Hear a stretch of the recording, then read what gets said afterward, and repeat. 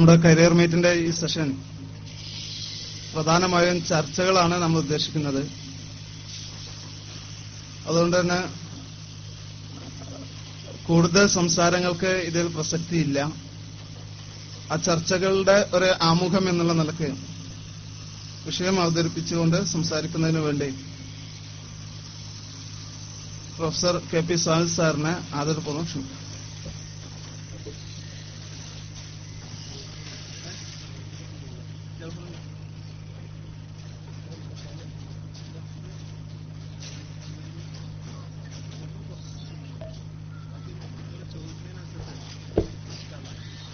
إن الحمد لله نحمده ونستعينه ونستغفره اللهم صل على محمد وعلى آل محمد كما صليت على إبراهيم وعلى آل إبراهيم إنك حميد مجيد اللهم بارك على محمد وعلى آل محمد كما باركت على إبراهيم وعلى آل إبراهيم إنك حميد مجيد.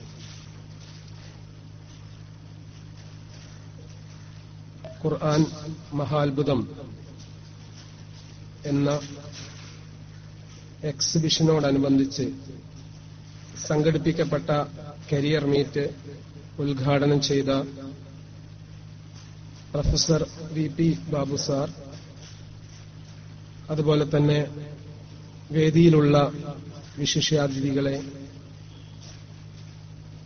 ഈ കരിയർ മീറ്റിൽ പങ്കെടുക്കാൻ എത്തിയിരിക്കുന്ന രക്ഷിതാക്കളെ, വിദ്യാർത്ഥികളെ, അസ്സലാമു അലൈക്കും. ഉപരിപഠന സാധ്യതകൾ എന്നതാണ് ഈ കരിയർ മീറ്റിന്റെ മുഖ്യമായ വിഷയം. ഇന്ന് കേരളത്തിൽ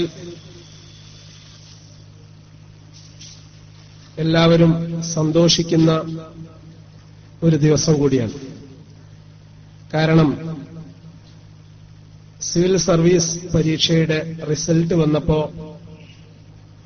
കേരളത്തിലുള്ള കുട്ടികൾക്ക് ഉന്നത വിജയം കരസ്ഥമാക്കാൻ സാധിച്ചു എന്നുള്ളതും, വിശിഷ്യ മലപ്പുറം ജില്ലയിലെ കുട്ടികൾക്ക് പ്രത്യേകിച്ച് മികവ് പുലർത്താൻ സാധിച്ചു എന്നുള്ളത് സന്തോഷദായകമാണ്. കരിയർ എന്നുള്ളത് കൃത്യമായ പ്ലാനിങ്ങോടുകൂടി നടക്കേണ്ട ഒരു കാര്യമാണ്. ഇന്ന് സംഭവിച്ചുകൊണ്ടിരിക്കുന്നത് 10ാം ക്ലാസ് അവസാനിക്കുമ്പോൾ മാത്രമാണ് മിക്ക രക്ഷിതാക്കളും എന്റെ കുട്ടിയെ ഇനി ഞാൻ ഏത് കോഴ്സിന് പറഞ്ഞേക്കണം എന്ന് ചിന്തിക്കുന്നത്.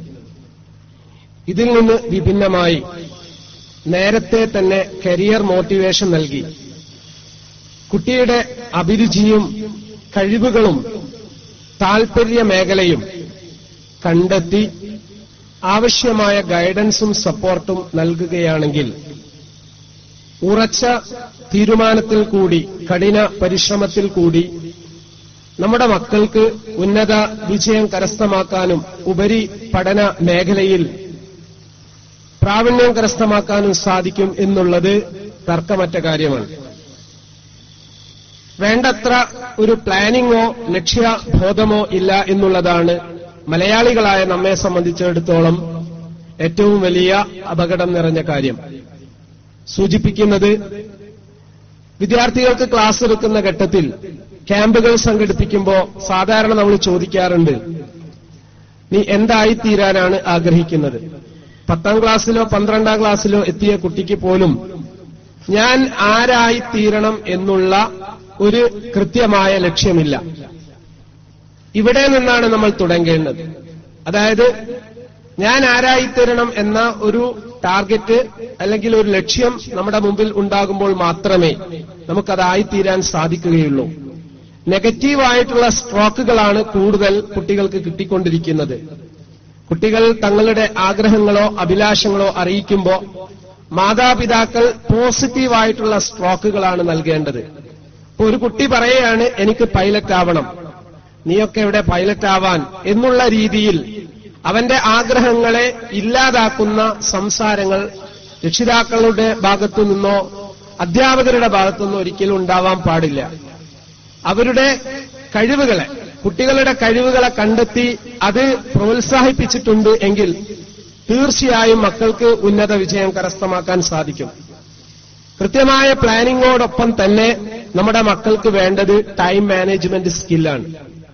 ഒരു വിഷയം നാം അവതരിപ്പിക്കുമ്പോൾ സമയം പാലിക്കുന്നത് പോലെ തന്നെ നമ്മുടെ പഠനം അതിന് ആവശ്യമായ ക്രമീകരണങ്ങൾ, അതിനാവശ്യമായിട്ടുള്ള സമയം എത്ര എന്ന് കൃത്യമായി നമ്മൾ കണ്ടെത്തണം. നമുക്കറിയാം, ഈ അടുത്തുവരെ സിവിൽ സർവീസ് രംഗത്ത് ഏറ്റവും മികച്ച വിജയം വാങ്ങിയത് ഉത്തരേന്ത്യയിലുള്ള കുട്ടികളാണ്. എന്റെ സ്വന്തം അനുഭവത്തിൽ നിന്ന് അലിഗഡ് മുസ്ലിം സർവകലാശാലയിൽ 20 വർഷങ്ങൾ മുമ്പ് പഠിക്കാൻ അവസരം കിട്ടിയപ്പോൾ ഞാൻ കണ്ടിട്ടുള്ളത് ബീഹാർ സ്വദേശികളായിട്ടുള്ള കുട്ടികളാണ് സിവിൽ സർവീസ് രംഗത്ത് ഉന്നത വിജയം കരസ്ഥമാക്കിയത്. കാരണം ഒരു തവണ അവർ പരീക്ഷ എഴുതും, അവർക്ക് കിട്ടില്ല. രണ്ടാമത്തെ തവണ എഴുതും, അപ്പോഴും കിട്ടില്ല. മൂന്നാമത്തെ തവണ എഴുതും, അപ്പോഴും കിട്ടില്ല. നാലാമത്തെ തവണ എഴുതും, അപ്പോൾ കിട്ടും. നമ്മെ സംബന്ധിച്ചിടത്തോളം നമ്മൾ ഒരു തവണ എഴുതിയിട്ട് കിട്ടിയിട്ടില്ല എങ്കിൽ പിന്നീട് മറ്റുള്ളവര് കളിയാക്കാൻ തുടങ്ങും. എത്ര കാലമായി നീ പഠിക്കാൻ തുടങ്ങിയിട്ട് നീ എവിടെയും എത്തിയില്ലല്ലോ. എന്റെ പ്രിയപ്പെട്ട രക്ഷിതാക്കളെ, കുട്ടികളെ, നാം മനസ്സിലാക്കേണ്ടത് കൃത്യമായിട്ടുള്ള ഒരു തയ്യാറെടുപ്പ്, കൃത്യമായിട്ടുള്ള ലക്ഷ്യനിർണയം, ഉറച്ച തീരുമാനം, കഠിനാധ്വാനം ഇവ ഉണ്ട് എങ്കിൽ ഉന്നത വിജയം കരസ്ഥമാക്കാനും ഉപരിപഠന മേഖലയിൽ സിവിൽ സർവീസ് പോലെയുള്ള ലക്ഷ്യം പൂർത്തീകരിക്കാനും മലയാളികളായ നമുക്ക് സാധിക്കും എന്നുള്ളതിൽ ഒരു തർക്കവുമില്ല. എന്റെ സുഹൃത്തിന്റെ അളിയൻ കൂടിയായിട്ടുള്ള ഡോക്ടർ അനീഷ്, അദ്ദേഹം വെറ്റിനറി മേഖലയിൽ പ്രാഗൽഭ്യം തെളിയിച്ച ഒരു ഡോക്ടറാണ്. അദ്ദേഹം സിവിൽ സർവീസ് രംഗത്ത് ഇന്ന് വന്ന റിസൾട്ടില് റാങ്ക് വാങ്ങിയിട്ടുണ്ട്. ഇവിടെ മുസ്ലിങ്ങളായിട്ടുള്ള കുട്ടികളെ സംബന്ധിച്ചിടത്തോളം +2 ഉന്നത മാർക്ക് കരസ്ഥമാക്കുന്നുണ്ട്. ഡോക്ടർ വിഭാഗം പഠിക്കുകയാണെങ്കിലും എഞ്ചിനീയർ വിഭാഗം പഠിക്കുകയാണെങ്കിലും നമുക്ക് മികവ് കാണിക്കാൻ സാധിക്കുന്നുണ്ട്. എന്നാൽ നമ്മുടെ കുട്ടികൾക്ക് സിവിൽ സർവീസ് രംഗത്തെ സംബന്ധിച്ച് കൃത്യമായിട്ടുള്ള ധാരണ ഇല്ല എന്നുള്ളത് ഒരു സത്യം മാത്രമാണ്. ഈ അടുത്ത് 10 ദിവസം നടന്ന മഞ്ചേരിയിൽ നടന്ന ഇഗ്നൈറ്റ് 2013 ക്യാമ്പ്, അവിടെ SLC +2 കഴിഞ്ഞിട്ടുള്ള കുട്ടികൾക്ക് വേണ്ടിയിട്ടുള്ള ക്യാമ്പായിരുന്നു ECS education and career solution സംഘടിപ്പിച്ചത്. ആ ക്യാമ്പിൽ ഒരു 4 മണിക്കൂർ നീണ്ടു നിൽക്കുന്ന ഒരു വർക്ക്ഷോപ്പ് സിവിൽ സർവീസ് പരീക്ഷയ്ക്ക് എങ്ങനെ ഒരുങ്ങാം എന്നുള്ളതിനെ ബേസ് ചെയ്തിട്ട് നമ്മൾ സംഘടിപ്പിച്ചു. 3 പ്രഗത്ഭരായിട്ടുള്ള റിസോഴ്സ് അധ്യാപകർ, പൊന്നാനി സിവിൽ സർവീസ് അക്കാദമിയുടെ റിസോഴ്സ് അധ്യാപകർ അതിൽ പങ്കെടുക്കുകയും കുട്ടികൾക്ക് കൃത്യമായിട്ടുള്ള മാർഗനിർദ്ദേശം നൽകുകയും ചെയ്തു. അപ്പോൾ മാത്രമാണ് കുട്ടികൾക്ക് ഇത് കിട്ടാക്കനിയല്ല, ഞങ്ങൾ പരിശ്രമിക്കുകയാണെങ്കിൽ ഞങ്ങൾക്കും എത്തിപ്പിടിക്കാൻ സാധിക്കും എന്നുള്ള ഒരു മോട്ടിവേഷൻ ഉണ്ടായിട്ടുള്ളത്. എന്റെ പ്രിയപ്പെട്ട രക്ഷിതാക്കളോട് എനിക്ക് പറയാനുള്ളത്, ഒരുപാട് കാര്യങ്ങളെ ബേസ് ചെയ്തുകൊണ്ടാണ് കരിയർ തീരുമാനിക്കുന്നത്. ആദ്യം നമ്മുടെ കുട്ടികളുടെ കഴിവുകൾ എന്ത് എന്ന് നമ്മൾ തിരിച്ചറിയണം. എന്റെ ഒന്നാമത്തെ കുട്ടിക്കുള്ള കഴിവല്ല രണ്ടാമത്തെ കുട്ടിക്ക് ഉണ്ടാവുക, മൂന്നാമത്തെ കുട്ടിക്ക് ഉണ്ടാവുക. എന്നാൽ കുട്ടികളെ പരസ്പരം താരതമ്യ പഠനം നടത്തുന്നതിന് ബദലായിട്ട് ഓരോ കുട്ടിക്കും അല്ലാഹു സുബ്ഹാനഹു വ തആല നൽകിയ കഴിവ് എന്ത് എന്ന് സ്വയം കണ്ടെത്താൻ നമ്മൾ ശ്രമിക്കുക. 2, അവന്റെ കഴിവോടൊപ്പം തന്നെ അവന്റെ താൽപര്യ മേഖല ഏതാണ്, ഏത് മേഖലയിൽ പോയിട്ടുണ്ടെങ്കിലാണ് എന്റെ കുട്ടിക്ക് ആ വിഷയത്തിൽ ഷൈൻ ചെയ്യാൻ സാധിക്കുക എന്ന് നമ്മൾ തിരിച്ചറിയണം. അതുപോലെ തന്നെ ഒരു കോഴ്സ് തെരഞ്ഞെടുക്കുമ്പോൾ കുട്ടിയുടെ സാമ്പത്തിക ഭദ്രത, സാമ്പത്തികമായി പിന്നോക്കം നിൽക്കുന്ന ഒരാളെ സംബന്ധിച്ചിടത്തോളം ലക്ഷങ്ങൾ മുടക്കിയുള്ള വിദ്യാഭ്യാസം സാധ്യമാവുകയില്ല. അപ്പൊ സാമ്പത്തികമായിട്ടുള്ള സ്രോതസ് എനിക്കുണ്ടോ എന്ന് കോഴ്സിന് ചേരുന്നതിന് മുമ്പ് തന്നെ നമ്മൾ മനസ്സിലാക്കണം. 4-മതായി ശ്രദ്ധിക്കേണ്ടത്, വലിയ ക്യാപിറ്റേഷൻ നൽകിക്കൊണ്ട് സെൽഫ് ഫിനാൻസിംഗ് കോളേജുകളിൽ നമ്മുടെ കുട്ടികളെ പറഞ്ഞയക്കുന്നതിന് ബദലായി പഠനത്തിൽ മികവ് പുലർത്തുന്ന മെറിറ്റ് ബേസിൽ കിട്ടുന്ന സ്ഥാപനങ്ങളിലാണ് നമ്മുടെ മക്കളെ നമ്മൾ പറഞ്ഞേക്കേണ്ടത്. അങ്ങനെ ഒരുപാട് സ്ഥാപനങ്ങളുണ്ട്. സാമ്പത്തികമായിട്ട് സ്കോളർഷിപ്പുകൾ ഇന്ന് ലഭ്യമാണ്. അതുകൊണ്ട് വലിയ ക്യാപിറ്റേഷൻ നൽകി കുട്ടികളെ പറഞ്ഞയക്കാതെ കുട്ടിയുടെ താൽപര്യവും കഴിവുകളും അഭിരുചിയും മനസ്സിലാക്കുന്നതോടൊപ്പം തന്നെ സാമ്പത്തിക ഭദ്രത നമ്മൾ പരിഗണിക്കണം. കൂടെ തന്നെ പരസ്യങ്ങളുടെ മാമാങ്കമാണ് ഇന്ന് നടന്നുകൊണ്ടിരിക്കുന്നത്. നമുക്കറിയാം, പരസ്യങ്ങൾ കൊണ്ട് സ്ഥാപനങ്ങൾ കുട്ടികളെ വലവീശുകയാണ്. ഇവിടെ നമ്മൾ ഒരു സ്ഥാപനത്തിൽ കൊണ്ടുപോയി ചേർക്കുന്നതിന് മുമ്പ് ആ സ്ഥാപനത്തിന് കൃത്യമായ അംഗീകാരം ഉണ്ടോ, അവിടെ പഠിച്ചിട്ടുള്ള കുട്ടികൾ എവിടെയെങ്കിലും എത്തിയിട്ടുണ്ടോ എന്നൊക്കെ കൃത്യമായ അന്വേഷണം നടത്തണം. അക്കാഡമിക് എക്സലൻസ് ഇല്ലാത്ത, മികവ് പുലർത്താത്ത വിദ്യാഭ്യാസ സ്ഥാപനങ്ങളിൽ നാം മക്കളെ കൊണ്ടുപോയി ചേർക്കരുത്. അതുപോലെ തന്നെ നാം മുസ്ലിങ്ങളാണ്. നമ്മെ സംബന്ധിച്ചിടത്തോളം ആത്യന്തികമായ വിജയം പരലോക വിജയമാണ്. പരലോക വിജയം നഷ്ടപ്പെടുത്തുന്ന ഒരു സ്ഥാപനത്തിൽ നാം നമ്മുടെ മക്കളെ ചേർക്കാതിരിക്കുക. എന്റെ കുട്ടിക്ക് അള്ളാഹുവെ സൂക്ഷിക്കാൻ സാധിക്കേണ്ടതുണ്ട്, നമസ്കരിക്കാൻ സാധിക്കേണ്ടതുണ്ട്, അവന്റെ ആരാധനാ കാര്യങ്ങൾ മുറ പോലെ നിർവഹിക്കാൻ സാധിക്കേണ്ടതുണ്ട്. അത്തരത്തിലുള്ള ഉന്നത കലാലയങ്ങളിൽ, അത്തരത്തിലുള്ള ക്യാമ്പസുകൾ സന്ദർശിച്ചുകൊണ്ട് നമ്മുടെ മക്കളെ ചേർക്കാൻ നമ്മൾ പ്രത്യേകം ശ്രദ്ധിക്കണം. കൂടെ തന്നെ നാം ശ്രദ്ധിക്കേണ്ടത് ഹലാലും ഹറാമും വേർതിരിക്കേണ്ടതുണ്ട്. എന്റെ കുട്ടി ചേരുന്ന കോഴ്സ് അവന് നരകം സമ്മാനിക്കുന്ന ഒരു കോഴ്സ് ആവരുത്. ഹലാലല്ലാത്ത കോഴ്സുകൾ നാം എടുക്കേണ്ടതില്ല. ഹറാമായിട്ടുള്ള കോഴ്സുകളിൽ നമ്മൾ വിട്ടുനിൽക്കേണ്ടതുണ്ട്. ഈ ഒരു ബോധം നമ്മുടെ മക്കൾക്കുണ്ടാക്കണം. കൂടെ തന്നെ നമ്മുടെ മക്കൾ ഒരു കരിയർ സെലക്ട് ചെയ്തിട്ടുണ്ടെങ്കിൽ അവർ ആർജിക്കേണ്ട കുറെ ക്വാളിറ്റീസ് ഉണ്ട്. ഇന്ന് ബിടെക്കും എംടെക്കും അതുപോലെ MA ഇംഗ്ലീഷൊക്കെ കഴിഞ്ഞ ഒരുപാട് ആളുകളുണ്ട്. പക്ഷേ വല്ല ഇന്റർവ്യൂവിന് അവരെ വിളിക്കുന്ന സന്ദർഭത്തിൽ പ്രധാനപ്പെട്ട ചില ക്വാളിറ്റീസ് അവർക്കില്ലാത്തതുകൊണ്ട് ഇന്റർവ്യൂവിൽ അവർ പരാജയപ്പെടുകയാണ്. പഠിക്കുന്ന വിദ്യാർത്ഥികൾ പ്രത്യേകം ശ്രദ്ധിക്കുക. നമ്മൾ സാധാരണ MSM അതുപോലെ തന്നെ ECS ഒക്കെ സംഘടിപ്പിക്കുന്ന പഠനാർഹമായിട്ടുള്ള ക്യാമ്പുകളിൽ കൂടി കുട്ടികൾക്ക് ആത്മവിശ്വാസം ഉണ്ടാക്കുന്ന ഒരുപാട് പ്രോഗ്രാമുകൾ സംഘടിപ്പിക്കാറുണ്ട്. ഇത്തരം ക്യാമ്പുകളിൽ പങ്കെടുക്കുന്ന കുട്ടികൾ ഉന്നത പഠന മേഖലയിൽ ഉയർന്ന മാർക്കുകൾ കരസ്ഥമാക്കുന്നു എന്ന് നമ്മൾ മനസ്സിലാക്കണം. അവിടെ നമ്മൾ ശ്രദ്ധിക്കേണ്ടത് ലീഡർഷിപ്പ് ക്വാളിറ്റി വളരെ പ്രധാനമാണ്. നേതൃത്വ പാടവം, അതുപോലെ തന്നെ മുൻകൈയെടുക്കുക, ഒരു കാര്യത്തിന് വേണ്ടി മുന്നിട്ടൊരുങ്ങുക എന്നുള്ളത് ഒരു പ്രത്യേക സ്കില്ലാണ്. അത് ഉണ്ടായിട്ടുണ്ടെങ്കിൽ തീർച്ചയായും കരിയർ മേഖലയിൽ നമുക്ക് ഷൈൻ ചെയ്യാൻ സാധിക്കും. അതുപോലെ തന്നെ പൊതുവായിട്ടുള്ള ഗ്രൂപ്പ് ഡിസ്കഷൻസ്, സംഘ ചർച്ചയിൽ പ്രാവീണ്യം തെളിയിക്കാനുള്ള അവസരങ്ങൾ കിട്ടുമ്പോൾ നമ്മുടെ കുട്ടികൾ അതിൽ പങ്കെടുക്കണം.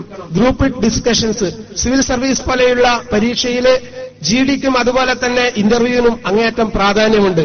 അതുകൊണ്ട് പ്രിയപ്പെട്ട മക്കൾ മനസ്സിലാക്കേണ്ടത് ഗ്രൂപ്പ് ഡിസ്കഷന്, സംഘ ചർച്ചയ്ക്ക് അവസരം കിട്ടുമ്പോഴൊക്കെ നമ്മൾ നമ്മുടെ മക്കളെ പ്രോത്സാഹിപ്പിക്കണം.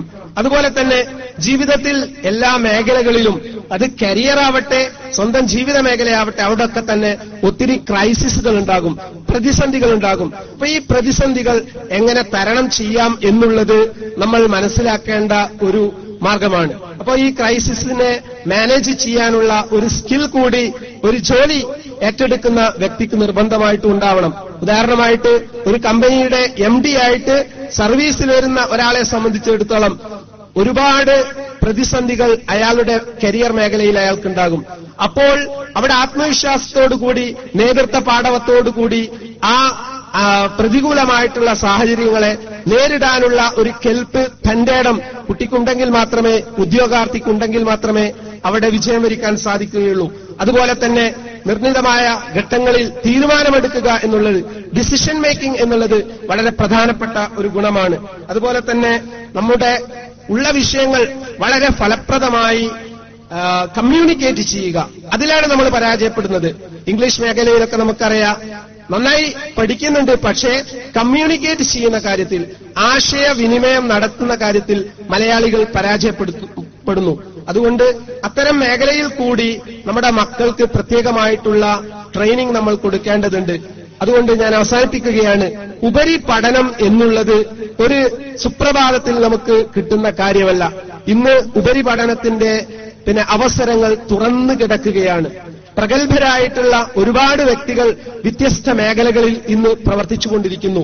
പരമ്പരാഗതമായ കോഴ്സുകൾക്ക് മാത്രം പോവാതെ, നേരത്തെ ഇതിന്റെ ഉദ്ഘാടകൻ ബാബു സാറ് സൂചിപ്പിച്ചതുപോലെ മെഡിസിൻ എഞ്ചിനീയറിംഗ് മാത്രമാണ് നമ്മുടെ കുട്ടികളുടെ കരിയറായി ഇന്ന് ചിത്രീകരിക്കപ്പെടുന്നത്. മറ്റ് ഒരുപാട് തൊഴിൽ മേഖലകൾ ഇന്ന് നമ്മെ കാത്തു നിൽക്കുന്നുണ്ട്. അത്തരം മേഖലകൾ, ഉദാഹരണമായി ഇന്ന് എന്റെ ഒരു സുഹൃത്ത് ഇസ്ലാമികമായ നമ്മുടെ ആദർശം ഉൾക്കൊള്ളുന്ന ഒരു നല്ല വക്കീലിനെ കിട്ടേണ്ടതുണ്ട് എന്ന് ചോദിച്ചപ്പോ, ആ രീതിയിൽ ആദർശം ഉൾക്കൊണ്ട നല്ല ഒരു അഭിഭാഷകനെ സജസ്റ്റ് ചെയ്യാൻ നമ്മുടെ അടുത്ത് ഇല്ല എങ്കിൽ നാം വിദ്യാഭ്യാസത്തിൽ കാര്യമല്ല. അതുകൊണ്ട് എല്ലാ മേഖലകളിലും നമ്മുടെ മക്കൾ ചെന്ന് ചേരേണ്ടതുണ്ട്. അതുകൊണ്ട് എന്റെ അഭിരുചി ഏത്, താല്പര്യമേത് എന്ന് മനസ്സിലാക്കിക്കൊണ്ട് കരിയറിന്റെ വ്യത്യസ്തമായിട്ടുള്ള മണ്ഡലങ്ങളെക്കുറിച്ച് കൃത്യമായ അറിവ് സമ്പാദിക്കുകയും എന്നിട്ട് നമ്മുടെ കരിയർ സെലക്ട് ചെയ്യുകയും ചെയ്യുക. അതിന് നാം പ്രത്യേകമായി മനസ്സിലാക്കേണ്ടത് ഒരു എഞ്ചിനീയറിംഗും മെഡിസിനും മാത്രമല്ല. എഞ്ചിനീയറിംഗിൽ തന്നെ എല്ലാവരും പോകുന്ന കോഴ്സിലാണ് നമ്മുടെ മക്കൾ പോയി ചേരുന്നത്. എഞ്ചിനീയറിംഗിൽ ഒരുപാട് മറ്റവസരങ്ങളുണ്ട്. ഇപ്പൊ പെട്രോകെമിക്കൽ എഞ്ചിനീയറിംഗ് ഒരു മേഖലയാണ്, അതുപോലെ തന്നെ ടെക്സ്റ്റൈൽ എഞ്ചിനീയറിംഗ് ഒരു മേഖലയാണ്, അതുപോലെ തന്നെ ഓട്ടോമൊബൈൽ എഞ്ചിനീയറിംഗ്, മെക്കാനിക്കൽ എഞ്ചിനീയറിംഗ്, ഇങ്ങനെയുള്ള മേഖലകളെ സംബന്ധിച്ച് നമുക്ക് കൃത്യമായ ധാരണ വേണം. എനിക്ക് ആ കോഴ്സ് തെരഞ്ഞെടുത്ത് പഠിച്ച് മികവ് പുലർത്താൻ സാധിക്കുമോ എന്നുകൂടി നമ്മൾ ചിന്തിക്കണം. എന്റെ കൂട്ടുകാരൻ പോകുന്ന കോഴ്സിന് പോകാതെ അംഗീകാരമുള്ള ഉന്നത വിദ്യാഭ്യാസ കലാലയങ്ങളിൽ പഠിക്കാൻ നമ്മൾ അവസരം അന്വേഷിക്കണം. പ്രഗത്ഭരുമായി, വിജയം വരിച്ച പ്രഗത്ഭരുമായി സംവദിക്കാനും നല്ല പുസ്തകങ്ങൾ വായിക്കാനും കരിയർ മേഖലയിലുള്ള വെബ്സൈറ്റുകൾ സന്ദർശിച്ചുകൊണ്ട് വിവരം ആരായാനും ഒക്കെ നമ്മുടെ കുട്ടികൾക്ക് സാധിച്ചിട്ടുണ്ടെങ്കിൽ, രക്ഷിതാക്കൾക്ക് സാധിച്ചിട്ടുണ്ട് എങ്കിൽ തീർച്ചയായും ഉന്നത വിജയം കരസ്ഥമാക്കാൻ സാധിക്കും. അതുകൊണ്ട് അല്ലാഹു സുബ്ഹാനഹു വ തആല നമുക്ക് അതിനുള്ള തൗഫീക്ക് പ്രദാനം ചെയ്യട്ടെ എന്ന് പ്രാർത്ഥിക്കുകയാണ്. എനിക്ക് പ്രധാനമായും ഉണർത്താനുള്ളത്, ഇവിടെ കൂടിയിട്ടുള്ള ആളുകൾക്ക് വ്യത്യസ്തമായിട്ടുള്ള സംശയങ്ങൾ ഉണ്ടായിരിക്കും. ആ സംശയങ്ങൾ നിങ്ങൾ നിവാരണം നടത്തണം എന്ന് മാത്രം സൂചിപ്പിച്ചുകൊണ്ട് ഞാൻ അവസാനിപ്പിക്കുന്നു. അസ്സലാമു അലൈക്കും.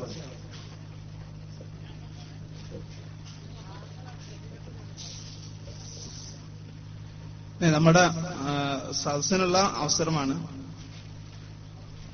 നമ്മുടെ പഠനവുമായി ബന്ധപ്പെട്ട് രണ്ട് തരത്തിലുണ്ടാവും. ഇപ്പോ SLC കഴിഞ്ഞ അല്ലെങ്കിൽ +2 കഴിഞ്ഞ, +2 പഠിച്ചുകൊണ്ടിരിക്കുന്ന കുട്ടികളെ സംബന്ധിച്ചിടത്തോളം തൊട്ടടുത്ത കോഴ്സ് എന്താണെന്നുള്ളത്. ഒന്ന്, ഞങ്ങളൊരു സാമ്പ്രദായികത അനുസരിച്ച് SLC കഴിഞ്ഞു, +2 കഴിഞ്ഞ് ഡിഗ്രി കഴിഞ്ഞ് PG കഴിഞ്ഞ് പിന്നെ എന്തെന്നുള്ള അതിന്റെ ഇടയ്ക്ക് അതിന്റെ കൂടെ ചെയ്യാവുന്ന അല്ലെങ്കിൽ തന്റെ ഒരു സ്കില്ലനുസരിച്ച് നമുക്ക് എത്തിപ്പെടാവുന്ന മേഖലയെക്കുറിച്ചുള്ള അങ്ങനെ ഒരു ദീർഘമായ ഒരു വീക്ഷണം നമ്മളെ കുട്ടികളെ ഇടയിൽ സാധാരണഗതിയിൽ ഇല്ലാതായിക്കൊണ്ടിരിക്കുന്നുണ്ട്. അപ്പോ അതും കൂടെ നമ്മളെ സംബന്ധിച്ചിടത്തോളം അതും കൂടെ പരിഹരിക്കുന്ന രൂപത്തിലുള്ള ഒരു ചർച്ചയായിരിക്കണം നമ്മളെ സദസ്സിനുള്ള ഒരു അവസരം എന്നുള്ളതൊക്കെ ഓരോരുത്തരും അതിൽ ഇടപെടണം.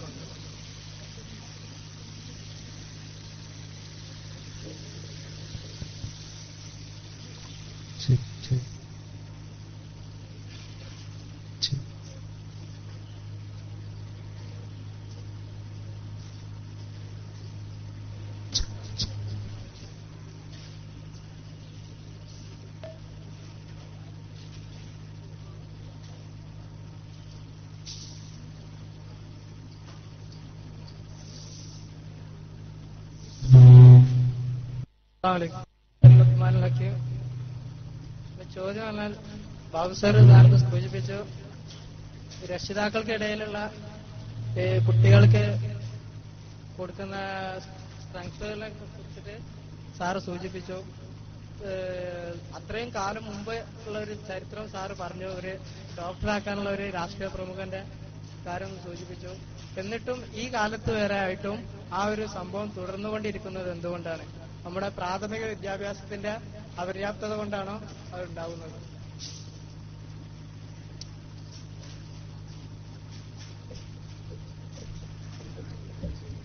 ഈ ചോദ്യം ശരിക്കും നമ്മൾ ചോദിക്കേണ്ടത്, ഡോക്ടർ ആവണം എന്ന് ആഗ്രഹിച്ച് ഡോക്ടർ ആവുന്നവരോടും അല്ലെങ്കിൽ അതിലേക്ക് ആ കുട്ടിയെ വിടുന്ന രക്ഷിതാക്കളോടും എന്താണ് അത് തെരഞ്ഞെടുക്കാൻ കാരണം? എനിക്ക് ഡോക്ടറായി കഴിഞ്ഞാൽ തന്റെ സമൂഹത്തിൽ രോഗങ്ങളാൽ കഷ്ടപ്പെടുന്നവരെ ചികിത്സിച്ച് മാറ്റാൻ സാധിക്കും എന്നുള്ള ഒന്നാണോ? അല്ല, ഇന്ന് ആ തരത്തിലുള്ളൊരു മേഖലയിലൂടെ കൂടുതൽ പണം സമ്പാദിക്കാൻ സാധിക്കോ എന്നുള്ള മറ്റൊരു വിഷയമാണ് എന്നുള്ളത്. ഞാൻ നേരത്തെ എന്നോടൊപ്പം ഇരിക്കുന്ന ആളോട് പറഞ്ഞു, ഡോക്ടർമാര് 5000 രൂപയിൽ കൂടുതൽ ഒരു മാസത്തിൽ ഉണ്ടാക്കാൻ പാടില്ല എന്നുള്ള ഏതെങ്കിലും തരത്തിലുള്ള ഒരു നിയമം, നമുക്കറിയാം പല രീതിയിലുള്ള നിയമങ്ങൾ വരുന്നുണ്ട്. നിയമങ്ങൾ ഈ നാട്ടിൽ വരികയാണെങ്കിൽ ഒന്ന് സ്വയം ചോദിക്കുക, ഞാൻ ആ പോസ്റ്റിന് പോവോ, ഞാൻ ആ ജോലിക്ക് പോവില്ല.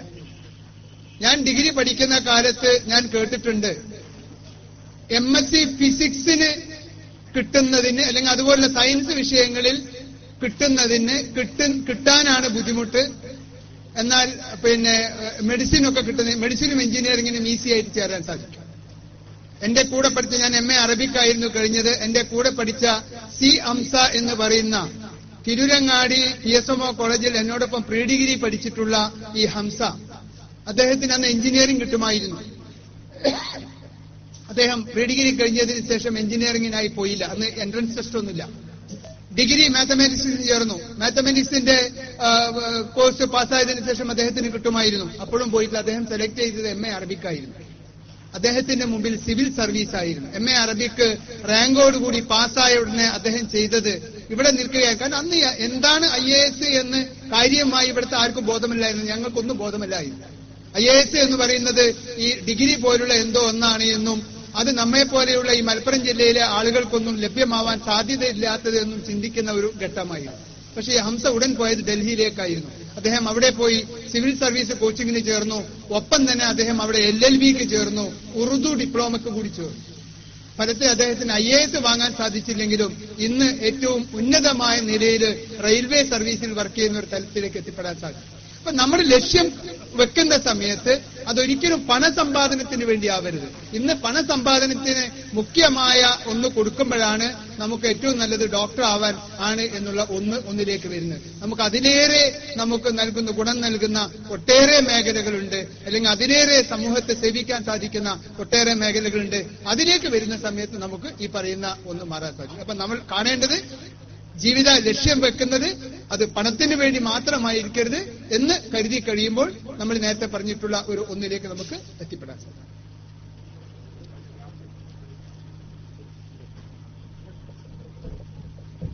അദ്ദേഹം പറഞ്ഞതിനോട് ചേർത്തുകൊണ്ട് ഒരു കാര്യം എനിക്ക് സൂചിപ്പിക്കാനുള്ളത്, ട്രെൻഡ് സെറ്റ് ചെയ്യുക എന്നുള്ളത് അത് നമ്മൾ ചെയ്യുന്ന സംഗതിയാണ്.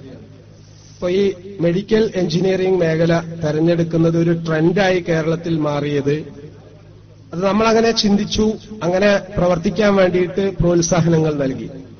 അതുപോലെ തന്നെ ട്രെൻഡ് മാറി സെറ്റ് ചെയ്യേണ്ടത് നമ്മൾ തന്നെയാണ്. ഇപ്പൊ കേരളത്തിലുള്ളവർക്ക് സിവിൽ സർവീസ് രംഗത്ത് വിജയിക്കാൻ സാധിക്കും എന്ന് ഈ അടുത്തുള്ള റിസൾട്ടുകൾ സൂചിപ്പിക്കുകയാണ്. നേരത്തെ ഞാൻ ജവഹർ മുനവീർ സാറുമായിട്ട് ചർച്ച ചെയ്യായിരുന്നു. ഞങ്ങൾ സംഘടിപ്പിച്ച 10 ദിവസത്തെ ക്യാമ്പ് കഴിഞ്ഞ വർഷവും ഈ വർഷവും സിവിൽ സർവീസിന് എങ്ങനെ ഒരുങ്ങാം എന്നുള്ളത് പ്രഗത്ഭരായ, അത് ഇന്റർവ്യൂ അറ്റൻഡ് ചെയ്ത് റിസൾട്ട് കാത്തിരിക്കുന്ന അത്തരം ആളുകളെയാണ് അതിൽ പങ്കെടുപ്പിച്ചത്. എന്നിട്ട് അതിനുള്ള മോട്ടിവേഷൻ കുട്ടികൾക്ക് കൊടുത്തപ്പോ ഈ കുട്ടികൾക്ക് ആത്മവിശ്വാസം ഉണ്ടായി, ഞങ്ങൾക്കും സിവിൽ സർവീസ് രംഗത്ത് വരാൻ സാധിക്കും. ഇപ്പൊ കേരളത്തിൽ നിലവിലുള്ള ഈ ട്രെൻഡിനെ മാറ്റേണ്ടത് നമ്മൾ തന്നെയാണ്. സിവിൽ സർവീസ് പോലെയുള്ള രംഗത്തേക്ക് ഒരു മാറ്റം ചിന്തയിൽ രക്ഷിതാക്കളുടെ ഭാഗത്തും അതുപോലെ കുട്ടികളുടെ ഭാഗത്തുനിന്നും ഉണ്ടാവേണ്ടതുണ്ട്. അത് ഉണ്ടാക്കേണ്ടത് മുജാഹിദ് പ്രസ്ഥാനം പോലെയുള്ള സംഘടന തന്നെയാണ്. അപ്പോ അതിനുവേണ്ടി നമ്മൾ പ്രയത്നിക്കണം, ബോധവൽക്കരിക്കണം, ആളുകൾക്ക് കൃത്യമായി പറഞ്ഞു കൊടുക്കണം, ഗൈഡൻസും സപ്പോർട്ടും കൊടുക്കേണ്ടതുണ്ട്. അതാണ് നമ്മൾ നിർവഹിച്ചുകൊണ്ടിരിക്കുന്നത്.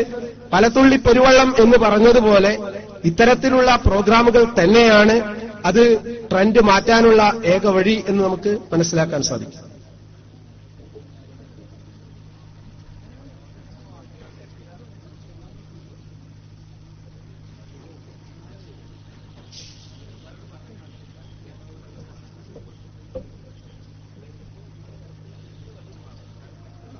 സദസ്സിന് ബോയ്സിന്റെ ഭാഗത്തുനിന്ന്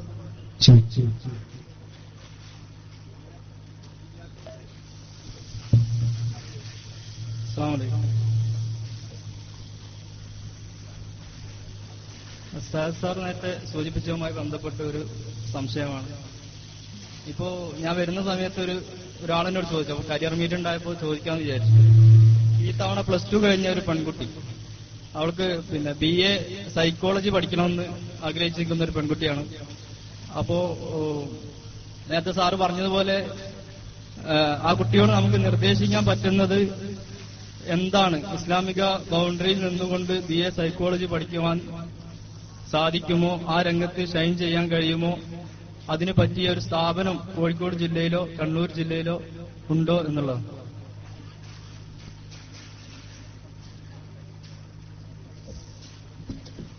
അസ്സലാമു അലൈക്കും വറഹ്മത്തുള്ളാഹി. ഇന്നൽ ഹംദുലില്ലാഹ് വസ്സലാത്തു വസ്സലാമു അലാ റസൂലിൽ അമീൻ വഅലാ ആലിഹി വസഹ്ബിഹി അജ്മഈൻ. പ്രിയപ്പെട്ട വിദ്യാർത്ഥികളെ, വേദിയിലിരിക്കുന്ന പ്രമുഖരെ, ഒരുപാട് ചോദ്യങ്ങൾ പെൺകുട്ടികൾ എഴുതി തന്നിട്ടുണ്ട്. ഇപ്പൊ ചോദ്യകർത്താവ് ചോദിച്ച ചോദ്യങ്ങളുണ്ട്. ഇതിനെല്ലാം ഞാൻ ഉത്തരം പറയാം. അതിന് മുമ്പായിട്ട് ചെറിയൊരു കാര്യം സൂചിപ്പിക്കട്ടെ. കരിയറുമായി കോഴ്സുമായി ബന്ധപ്പെട്ട് നമ്മൾ ചിന്തിക്കേണ്ട വളരെ ബേസിക് ആയ ചില കാര്യങ്ങളുണ്ട്. അത് അറിഞ്ഞാൽ ഇത്തരം ചോദ്യങ്ങൾക്കൊന്നും അവനോട് പ്രസക്തിയില്ല. ഒരു മുസ്ലിം ഒരു ജോലിയെക്കുറിച്ച് കോഴ്സിനെ കുറിച്ച് ചിന്തിക്കുമ്പോൾ ശ്രദ്ധിക്കേണ്ട ചില കാര്യങ്ങളുണ്ട്. ഒരു മുസ്ലിം ഒരു കുട്ടി ചിന്തിക്കേണ്ട വേറെ ചില കാര്യങ്ങളുണ്ട്. ഞാൻ ആ കാര്യങ്ങൾ ആദ്യം ഒന്ന് നിങ്ങളുടെ ശ്രദ്ധയിൽപ്പെടുത്താം. ഒന്ന് മനസ്സിൽ കുറിച്ചിട്ടാൽ പിന്നെ ഇത്തരത്തിലുള്ള സംശയങ്ങളൊന്നുമില്ല. അതിലേറ്റവും പ്രധാനമായ ഒരു കാര്യം, ഒരു കുട്ടി ഒരു കോഴ്സ് അതുമല്ലെങ്കിൽ ഒരു ജോലിയെക്കുറിച്ച് ചിന്തിക്കുകയാണെങ്കിൽ ഒന്നാമതായി ഒരു മുസ്ലിമിന്റെ മനസ്സിലുണ്ടാവേണ്ടത് ഹലാൽ ഹറാമാണ്. ഈ കോഴ്സ് കഴിഞ്ഞാൽ എനിക്ക് കിട്ടുന്ന ജോലി ഹലാലാകോ ഹറാമാകോ നോക്കണം. പലിശയുമായി ബന്ധപ്പെടാൻ സാധ്യതയുള്ള കോഴ്സാണെങ്കിൽ ഒരു സംശയമില്ലാതെ ഹറാമാണ്. മുസ്ലിമായി ജീവിക്കാൻ പ്രശ്നമുണ്ടാകുന്ന ഒരു കോഴ്സാണെങ്കിൽ, ഒരു ഹോട്ടൽ മാനേജ്മെന്റ് കോഴ്സിനെ കുറിച്ച് ചോദ്യമുണ്ട്, കോഴ്സാണെങ്കിൽ സംശയമില്ലാതെ ഹറാമാണ്. നമ്മൾ ഇപ്പോ ജോലി ചെയ്യുക, പണമുണ്ടാക്കുക അല്ല ഒരു മുസ്ലിമിന്റെ ഏറ്റവും വലിയ ലക്ഷ്യം. റബ്ബനാ ആതിനാ ഫിദ്ദുനിയാ ഹസന വഫിൽ ആഖിറതി ഹസനതൻ വഖിനാ അദാബന്നാർ. ഇതല്ലേ കാര്യം. ഈ ദുനിയാവിലെ ഹസന നല്ല ഉപജീവനമാണ്, നല്ല ജോലിയാണ്, നാലാളുടെ മുമ്പിൽ എണീറ്റ് നിൽക്കാൻ പ്രാപ്തിയുള്ള ജോലിയാണ്, ഒരു സംശയവുമില്ല. പക്ഷെ നമ്മുടെ ലക്ഷ്യം അതല്ലല്ലോ. വഫിൽ ആഖിറതി ഹസനയുണ്ടല്ലോ. അപ്പൊ നമ്മൾ ജോലി ചെയ്യുക, ജോലി ചെയ്യുന്നത് അതിലൂടെ കിട്ടുന്ന വരുമാനം ഹറാമാവരുത്, ഹലാലാവണം. കാരണം നമുക്ക് ദുനിയാവ് നഷ്ടപ്പെട്ടുകൂടാ, ആഖിറത്ത് നഷ്ടപ്പെട്ടുകൂടാ. ഹലാലും ഹറാമും വേർതിരിക്കുന്ന ജോലിയാവണം. ഈ കോഴ്സ് പഠിക്കുമ്പോൾ ഹറാമ് വരുമോ, ഇത് കഴിഞ്ഞാൽ ഹറാമാകുമോ നോക്കണം. ഞാൻ ചുരുക്കാൻ രണ്ടാമത്തെ പോയിന്റ് നമ്മൾ അതിൽ മനസ്സിലാക്കേണ്ടത് സാഹചര്യങ്ങളാണ്. ഈ കോഴ്സ് ചെയ്യുമ്പോ, ഈ ജോലി ചെയ്യുമ്പോൾ ഉള്ള സാഹചര്യം ഒരു മുസ്ലിമിന് യോജിച്ചതാണോ എങ്കിലേ ആ കോഴ്സ് തിരഞ്ഞെടുക്കാവൂ. എന്തിനാ ആവശ്യമില്ലാത്ത കോഴ്സിൽ നമ്മൾ പോകാൻ നിൽക്കുന്നത്? സാഹചര്യം ഒരു മുസ്ലിമായിട്ട് എന്നെ അനുവദിക്കുമോ? എന്റെ പ്രിയപ്പെട്ട രക്ഷിതാക്കള്, കുട്ടികൾ ഓർക്കേണ്ട കാര്യമുണ്ട്. MSM സംഘടിപ്പിച്ച ജാലകം പോലെയുള്ള ക്യാമ്പിൽ പങ്കെടുത്ത തൃശൂർ ജില്ലയിൽ ഒരു കുട്ടി ഇപ്പോ ഇങ്ങോട്ട് സാറ് ഞാൻ കാത്തിരിക്കുമ്പോ എനിക്ക് ഫോൺ ചെയ്തു. അതിനു മുമ്പ് ആ കുട്ടി 3-4 തവണ എന്നെ വിളിച്ചു. അവന് തൃശ്ശൂരുകാരനാണ്. അവൻ പഠിക്കുന്നത് ഹിന്ദു മാനേജ്മെന്റിന്റെ സ്കൂളിലാണ്. +2 സയൻസിനാണ് കുട്ടി പഠിക്കുന്നത്. ജാലകം ക്യാമ്പ് കഴിഞ്ഞ് കിട്ടേണ്ടതൊക്കെ കിട്ടി, മതബോധമൊക്കെ കിട്ടിയപ്പോ അവൻ എന്നെ വിളിച്ചു ചോദിച്ചു, സാറ് കുറെ കാര്യങ്ങളെന്ന് പറഞ്ഞിരുന്നു. ഞാൻ പഠിക്കുന്ന സ്കൂളിൽ ഇനി മുന്നോട്ട് പോവാൻ എനിക്ക് വയ്യ, അവിടെ താടി വെക്കാൻ വയ്യ, നിസ്കരിക്കാൻ സമ്മതിക്കില്ല, ഓണാഘോഷ പരിപാടികൾക്ക് പങ്കെടുക്കണം, പിന്നെ ചില സമയത്ത് വിളക്ക് കത്തിച്ച് വെച്ച് താലപ്പൊലി പിടിച്ച് നിൽക്കാൻ പോലും ഞങ്ങളെ നിർബന്ധിക്കും. എനിക്കിനി അവിടെ പഠിക്കാൻ വയ്യ, ഞാൻ നിർത്തട്ടെ എന്റെ +2. കുട്ടി ചോദിച്ച ചോദ്യം നിങ്ങൾ ആലോചിച്ച് നോക്കൂ. ഒരു മുസ്ലിമായി ജീവിക്കാൻ സാഹചര്യമില്ലാത്ത ഒരു കോഴ്സിന് സ്കൂളിൽ സാഹചര്യത്തിൽ ഒരു മുസ്ലിമിന് പഠിക്കാൻ വയ്യ. എത്ര കോടി രൂപ നിങ്ങൾക്ക് വരുമാനം കിട്ടുമെങ്കിലും പണമല്ല പ്രധാനം, നമ്മുടെ പരലോകമാണ് എന്ന വിശ്വാസം വേണം. അവിടെയാണ് സാഹചര്യത്തിന് പ്രാധാന്യം നമ്മൾ കൊടുക്കേണ്ടത്. അപ്പോൾ മുസ്ലിമായി നിങ്ങൾക്ക് ജീവിക്കാനും മരിക്കാനും മുന്നോട്ട് പോകാനും സാഹചര്യമില്ലാത്ത കോഴ്സുകളും ജോലികളും തിരഞ്ഞെടുക്കരുത്. 3, പ്രാക്ടിക്കബിലിറ്റി നിങ്ങൾ നോക്കണം. എന്താ ഈ പ്രാക്ടിക്കബിലിറ്റി എന്ന് പറഞ്ഞാൽ? ആ ജോലി പ്രയോഗവൽക്കരിക്കാൻ എനിക്ക് കഴിയുമോ ഇത് നോക്കണം. ഞാൻ 3 പോയിന്റേ പറഞ്ഞത്. ഞാൻ അതിനുള്ള ഒരു ഉദാഹരണം പറയാം. 2011 മാർച്ച് മാസത്തിൽ കേരള ഗവൺമെന്റ് പുറത്തുവിട്ട ഒരു സർവേ ഫലമുണ്ട്. എഞ്ചിനീയറിംഗ് പഠിച്ചു കഴിഞ്ഞ 80% പെൺകുട്ടികളും വെറുതെ കുട്ടികളെ നോക്കി വീട്ടിലിരിക്കുന്നു. ഇത് ഞാൻ പറഞ്ഞ സർവേ അല്ല, ഗവൺമെന്റ് പുറത്തുവിട്ട സർവേയാണ്. എഞ്ചിനീയറിംഗിന്റെ കോഴ്സ് കഴിഞ്ഞ് 80% പെൺകുട്ടികളും മുസ്ലിമും ഹിന്ദുവും ക്രിസ്ത്യാനിയും ഒക്കെ ഉൾപ്പെടെ വീട്ടിൽ കുട്ടികളെ നോക്കിയിരിക്കുന്നു. കുട്ടികളെ നോക്കാനാണ് ഇവരെന്തിനും എഞ്ചിനീയറിംഗ് പഠിച്ചത്? എഞ്ചിനീയറിംഗ് വേണോ കുട്ടികളെ നോക്കാൻ? അപ്പൊ എഞ്ചിനീയറിംഗിന് പോകുന്നതിന് മുമ്പ് ഈ പെൺകുട്ടി ഈ ജോലി എനിക്ക് പ്രയോഗവൽക്കരിക്കാൻ പറ്റുമോ എന്ന് ചിന്തിച്ചില്ല. അതാ പ്രശ്നം പറ്റിയത്. അങ്ങനെ ചിന്തിക്കാതിരിക്കുമ്പോഴാണ് അവൾ കഷ്ടപ്പെട്ട് ബുദ്ധിമുട്ടി പണം ചെലവാക്കി എഞ്ചിനീയറിംഗ് കഴിഞ്ഞിട്ട് പിന്നെ ഞാൻ നോക്കുക, ഇനി പഠിച്ചോനെ ഞാൻ എന്താ ചെയ്യുക, എനിക്ക് പറ്റിയ ജോലിയൊന്നും കിട്ടുന്നില്ലല്ലോ, കല്യാണം, അതുകൊണ്ട് നല്ലത് എനിക്ക് വീട്ടിലിരിക്കുകയാണ് എന്ന് ചിന്തിക്കുന്ന മുസ്ലിങ്ങൾ പോലും അല്ലാത്ത കുട്ടികളുള്ളപ്പോ എന്തിനാ നമ്മുടെ കുട്ടികൾ കഷ്ടപ്പെട്ട് എഞ്ചിനീയറിംഗ് പഠിച്ചത്? എത്ര ബുദ്ധിമുട്ടാണ് ഈ എഞ്ചിനീയറിംഗ്. നിങ്ങൾ ആരെങ്കിലും ചിന്തിച്ചിട്ടുണ്ടോ? എന്നാൽ ഈ കുട്ടി മറ്റു നല്ല മേഖലകളിലുമായി ഡിഗ്രിയോ മറ്റോ കഴിഞ്ഞിരുന്നെങ്കിൽ എന്തെങ്കിലും ഒരു ഉപകാരം, ഒന്നുമില്ലെങ്കിൽ വീട്ടിലുള്ള അടുത്തുള്ള 2 കുട്ടിയൊക്കെ ട്യൂഷൻ എടുത്തിട്ട് ഒരു 100 രൂപ ഉണ്ടാക്കാനെങ്കിൽ ഈ കുട്ടിക്ക് കഴിഞ്ഞിരുന്നു. ഈ എഞ്ചിനീയർക്ക് എന്തിനാ പറ്റുക? അവള് വീട്ടിലിരുന്നുകൊണ്ട് ട്യൂഷൻ എടുക്കാൻ പറ്റുമോ? ഇല്ല. ആകെ പ്രശ്നമായി. ഇതാണ് നമ്മൾ ജോലിയെക്കുറിച്ച് ചിന്തിക്കുമ്പോൾ ഒരു മുസ്ലിം ഏറ്റവും കൂടുതലായി ചിന്തിക്കേണ്ടത്. ഇനിയും ചിന്തിക്കേണ്ട ചില കാര്യങ്ങളുണ്ട്. ഞാൻ എല്ലാം പരത്തി പറയുന്നില്ല, സമയം അനുവദിക്കുന്നില്ല, ഒരുപാട് ആളുകളുണ്ട്. ഇനി നോക്കൂ നിങ്ങൾ, നമ്മുടെ താല്പര്യം പ്രധാനമാണ്. എന്താണ് എന്റെ താല്പര്യം? കാലിക്കറ്റ് യൂണിവേഴ്സിറ്റി എഞ്ചിനീയറിംഗ് കോളേജിൽ എന്റെ അനിയൻ ജോലി ചെയ്യുന്നുണ്ട്. ആ എഞ്ചിനീയറിംഗ് കോളേജിൽ ഒരു കുട്ടിയെ കൊണ്ടുപോയി ചേർത്തു. ആ കുട്ടിയുടെ അമ്മ Calicut arts and science college മീഞ്ചന്തയിലെ പ്രൊഫസറാണ്. അമ്മ. അച്ഛൻ ഹിന്ദുവാണ്. അച്ഛൻ ഫെഡറൽ ബാങ്കിന്റെ മാനേജറാണ്. 2 ഉന്നത നിലയിൽ നിൽക്കുന്ന അച്ഛനും അമ്മയും. 2 കുട്ടികളുണ്ട് അവർക്ക്. മൂത്ത കുട്ടിയാണ് ഞാൻ ഇപ്പൊ പറഞ്ഞ ഈ ചെക്കൻ. കാലിക്കറ്റ് യൂണിവേഴ്സിറ്റി എഞ്ചിനീയറിംഗ് കോളേജിൽ അവനെ കൊണ്ടുപോയി പണം കൊടുത്ത് എഞ്ചിനീയറിംഗിന് ചേർത്തി. അച്ഛനും അമ്മയും തിരിച്ചുപോയി. അവർക്ക് നിർബന്ധമുണ്ട് മകൻ എഞ്ചിനീയർ ആവണം എന്ന്. പക്ഷെ ഈ എഞ്ചിനീയറിംഗ് കോളേജിൽ ഈ ചെക്കൻ വന്നിരുന്നത് ആകെ 3-4 മാസം. അത് കഴിഞ്ഞ് 1ാമത്തെ സെമസ്റ്റർ അവസാനിക്കുന്നതിന് മുമ്പ് അവൻ ഇറങ്ങിപ്പോയി. പിന്നീട് അവൻ എഞ്ചിനീയറിംഗ് കോളേജിലേക്ക് വന്നില്ല. അവന്റെ പേര് എഞ്ചിനീയറിംഗ് കോളേജിലെ റോളിൽ നിന്ന് നീക്കം ചെയ്തു. നിങ്ങൾ ഓർത്തു നോക്കിയേ, 2 കൊല്ലം കഴിഞ്ഞിട്ടാണത്രേ ഒരിക്കൽ അമ്മയോ അച്ഛനോ കോളേജിൽ വരിക, മോന്റെ പഠന നിലവാരത്തെ അറിയാൻ വേണ്ടി. അങ്ങനെ കോളേജിൽ വന്നിട്ട് മോന്റെ പേര് ചോദിച്ചപ്പോ കോളേജുകാർ മേലോട്ട് നോക്കുക, ഇങ്ങനൊരു കുട്ടി ഇവിടെ പഠിക്കില്ലല്ലോ.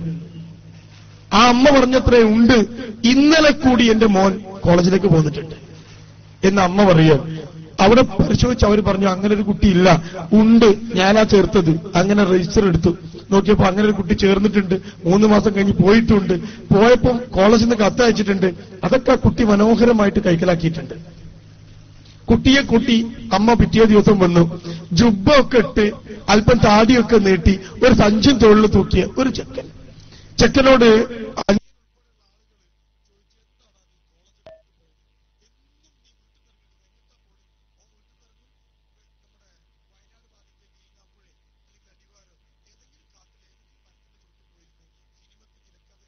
കഥ എഴുതും, കവിത എഴുതും, ഒരുപാട് ചിന്തിക്കും.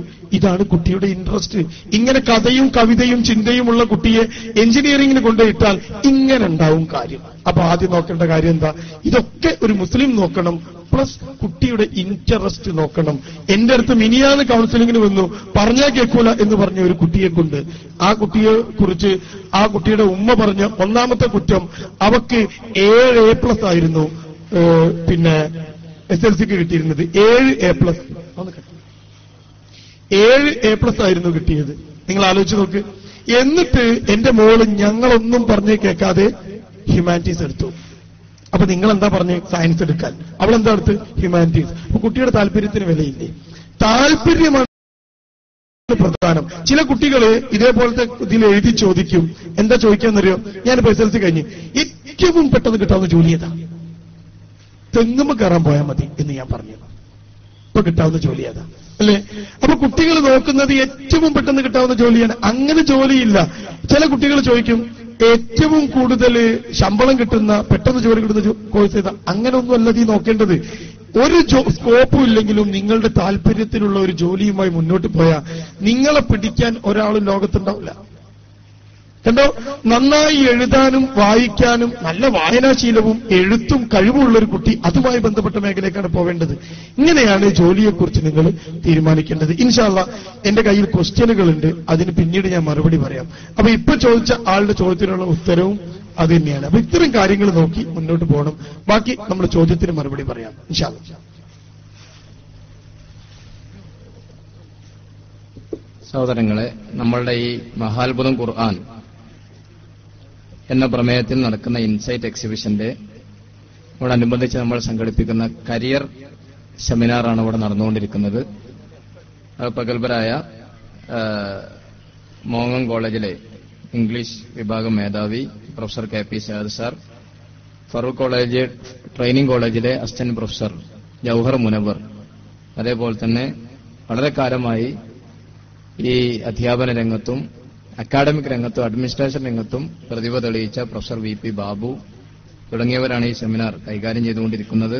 ഇവിടെ നമ്മൾക്ക് അതിഥിയായി നമ്മുടെ ഈ സെമിനാറിലും എക്സിബിഷനിലും ഇപ്പോൾ എത്തിച്ചേർന്നിരിക്കുന്നത് ബഹുമാനായ തിരൂർ നിയോജക മണ്ഡലം MLA ബഹുമാനായ ജനാബ് മമ്മൂട്ടി അവർകളാണ്. വിദ്യാഭ്യാസ രംഗത്ത് വളരെ താല്പര്യത്തോടുകൂടി ഇത്തരം കാര്യങ്ങൾ വീക്ഷിക്കുന്ന ഒരാൾ കൂടിയാണ് അദ്ദേഹമെന്ന് നമ്മൾക്ക് ഓരോരുത്തർക്കും അറിയാം. തിരൂർ നിയോജക മണ്ഡലത്തിൽ വിദ്യാഭ്യാസ സ്ഥാപനങ്ങൾ കേന്ദ്രീകരിച്ച് മദ്യനിരോധനത്തിനുള്ള അതിന്റെ ആദ്യഘട്ടം നടപ്പിലാക്കാനുള്ള ബോധവൽക്കരണ പ്രവർത്തനങ്ങൾക്ക് അദ്ദേഹം കഴിഞ്ഞ വർഷം തുടക്കം കുറിക്കുകയുണ്ടായി. അങ്ങനെ വിദ്യാഭ്യാസ രംഗത്ത് ആണ് മുഴുവൻ ധാർമ്മികമായ കാര്യങ്ങൾ കൊണ്ടുവരേണ്ടത് എന്ന തികഞ്ഞ ലക്ഷ്യബോധമുള്ള നിയമസഭാ സാമാജികരിൽ ഒരാളായ ബഹുമാനായ ശ്രീ മമ്മൂട്ടി MLA ആദരപൂർവ്വം ഈ സദസ്സിനോട് സംസാരിക്കാൻ വേണ്ടി ക്ഷണിക്കുകയാണ്.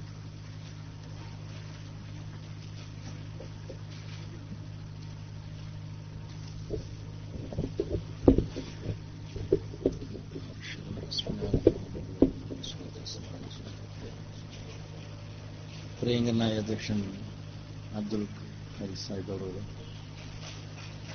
ബഹുമാന്യനായ പ്രൊഫസർ VP തോമസ്, ബഹുമാന്യനായ പ്രൊഫസർ KP സാഹിബ്,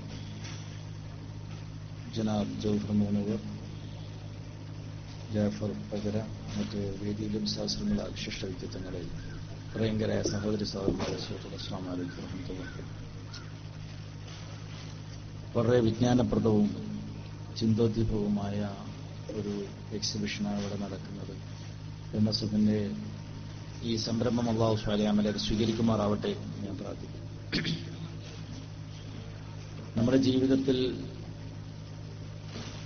ജീവിതവും നമ്മുടെ ശരീരവും തന്നെ ഒരു അത്ഭുതമായി ഈ ലോകത്ത് എല്ലാ ഓരോ അണുവിലും അള്ളാഹുവിന്റെ അപാരമായ സൃഷ്ടിവൈഭവം പ്രകടമാക്കുന്ന, അള്ളാഹുവിനെ ഓർമ്മിക്കുന്ന കാര്യങ്ങളിലാണ് നാം ഉണർന്നത് മുതൽ ഉറങ്ങുന്നത് വരെയും ഉറക്കിലും ഉണർവിലും നാം കണ്ടുകൊണ്ടിരിക്കുന്നത്.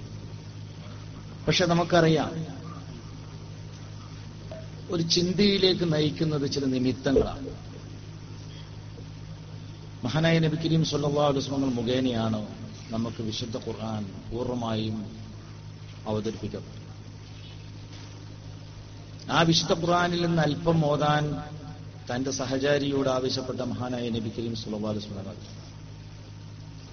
ആ സ്വഹാബി ഓതിയ ഖുർആനിന്റെ വാക്കുകൾ കേട്ട് നിർത്താൻ ആവശ്യപ്പെട്ടു.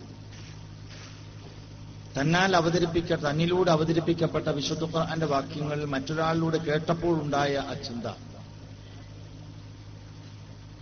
ഈ ഭൂമുഖത്തേക്ക് ഇറക്കിയ ആ നബി സല്ലല്ലാഹു അലൈഹി വസല്ലം പോലും ഉണ്ടായ ആ ചിന്ത, സൃഷ്ടികളായ നമുക്ക് പലതും കാണുമ്പോൾ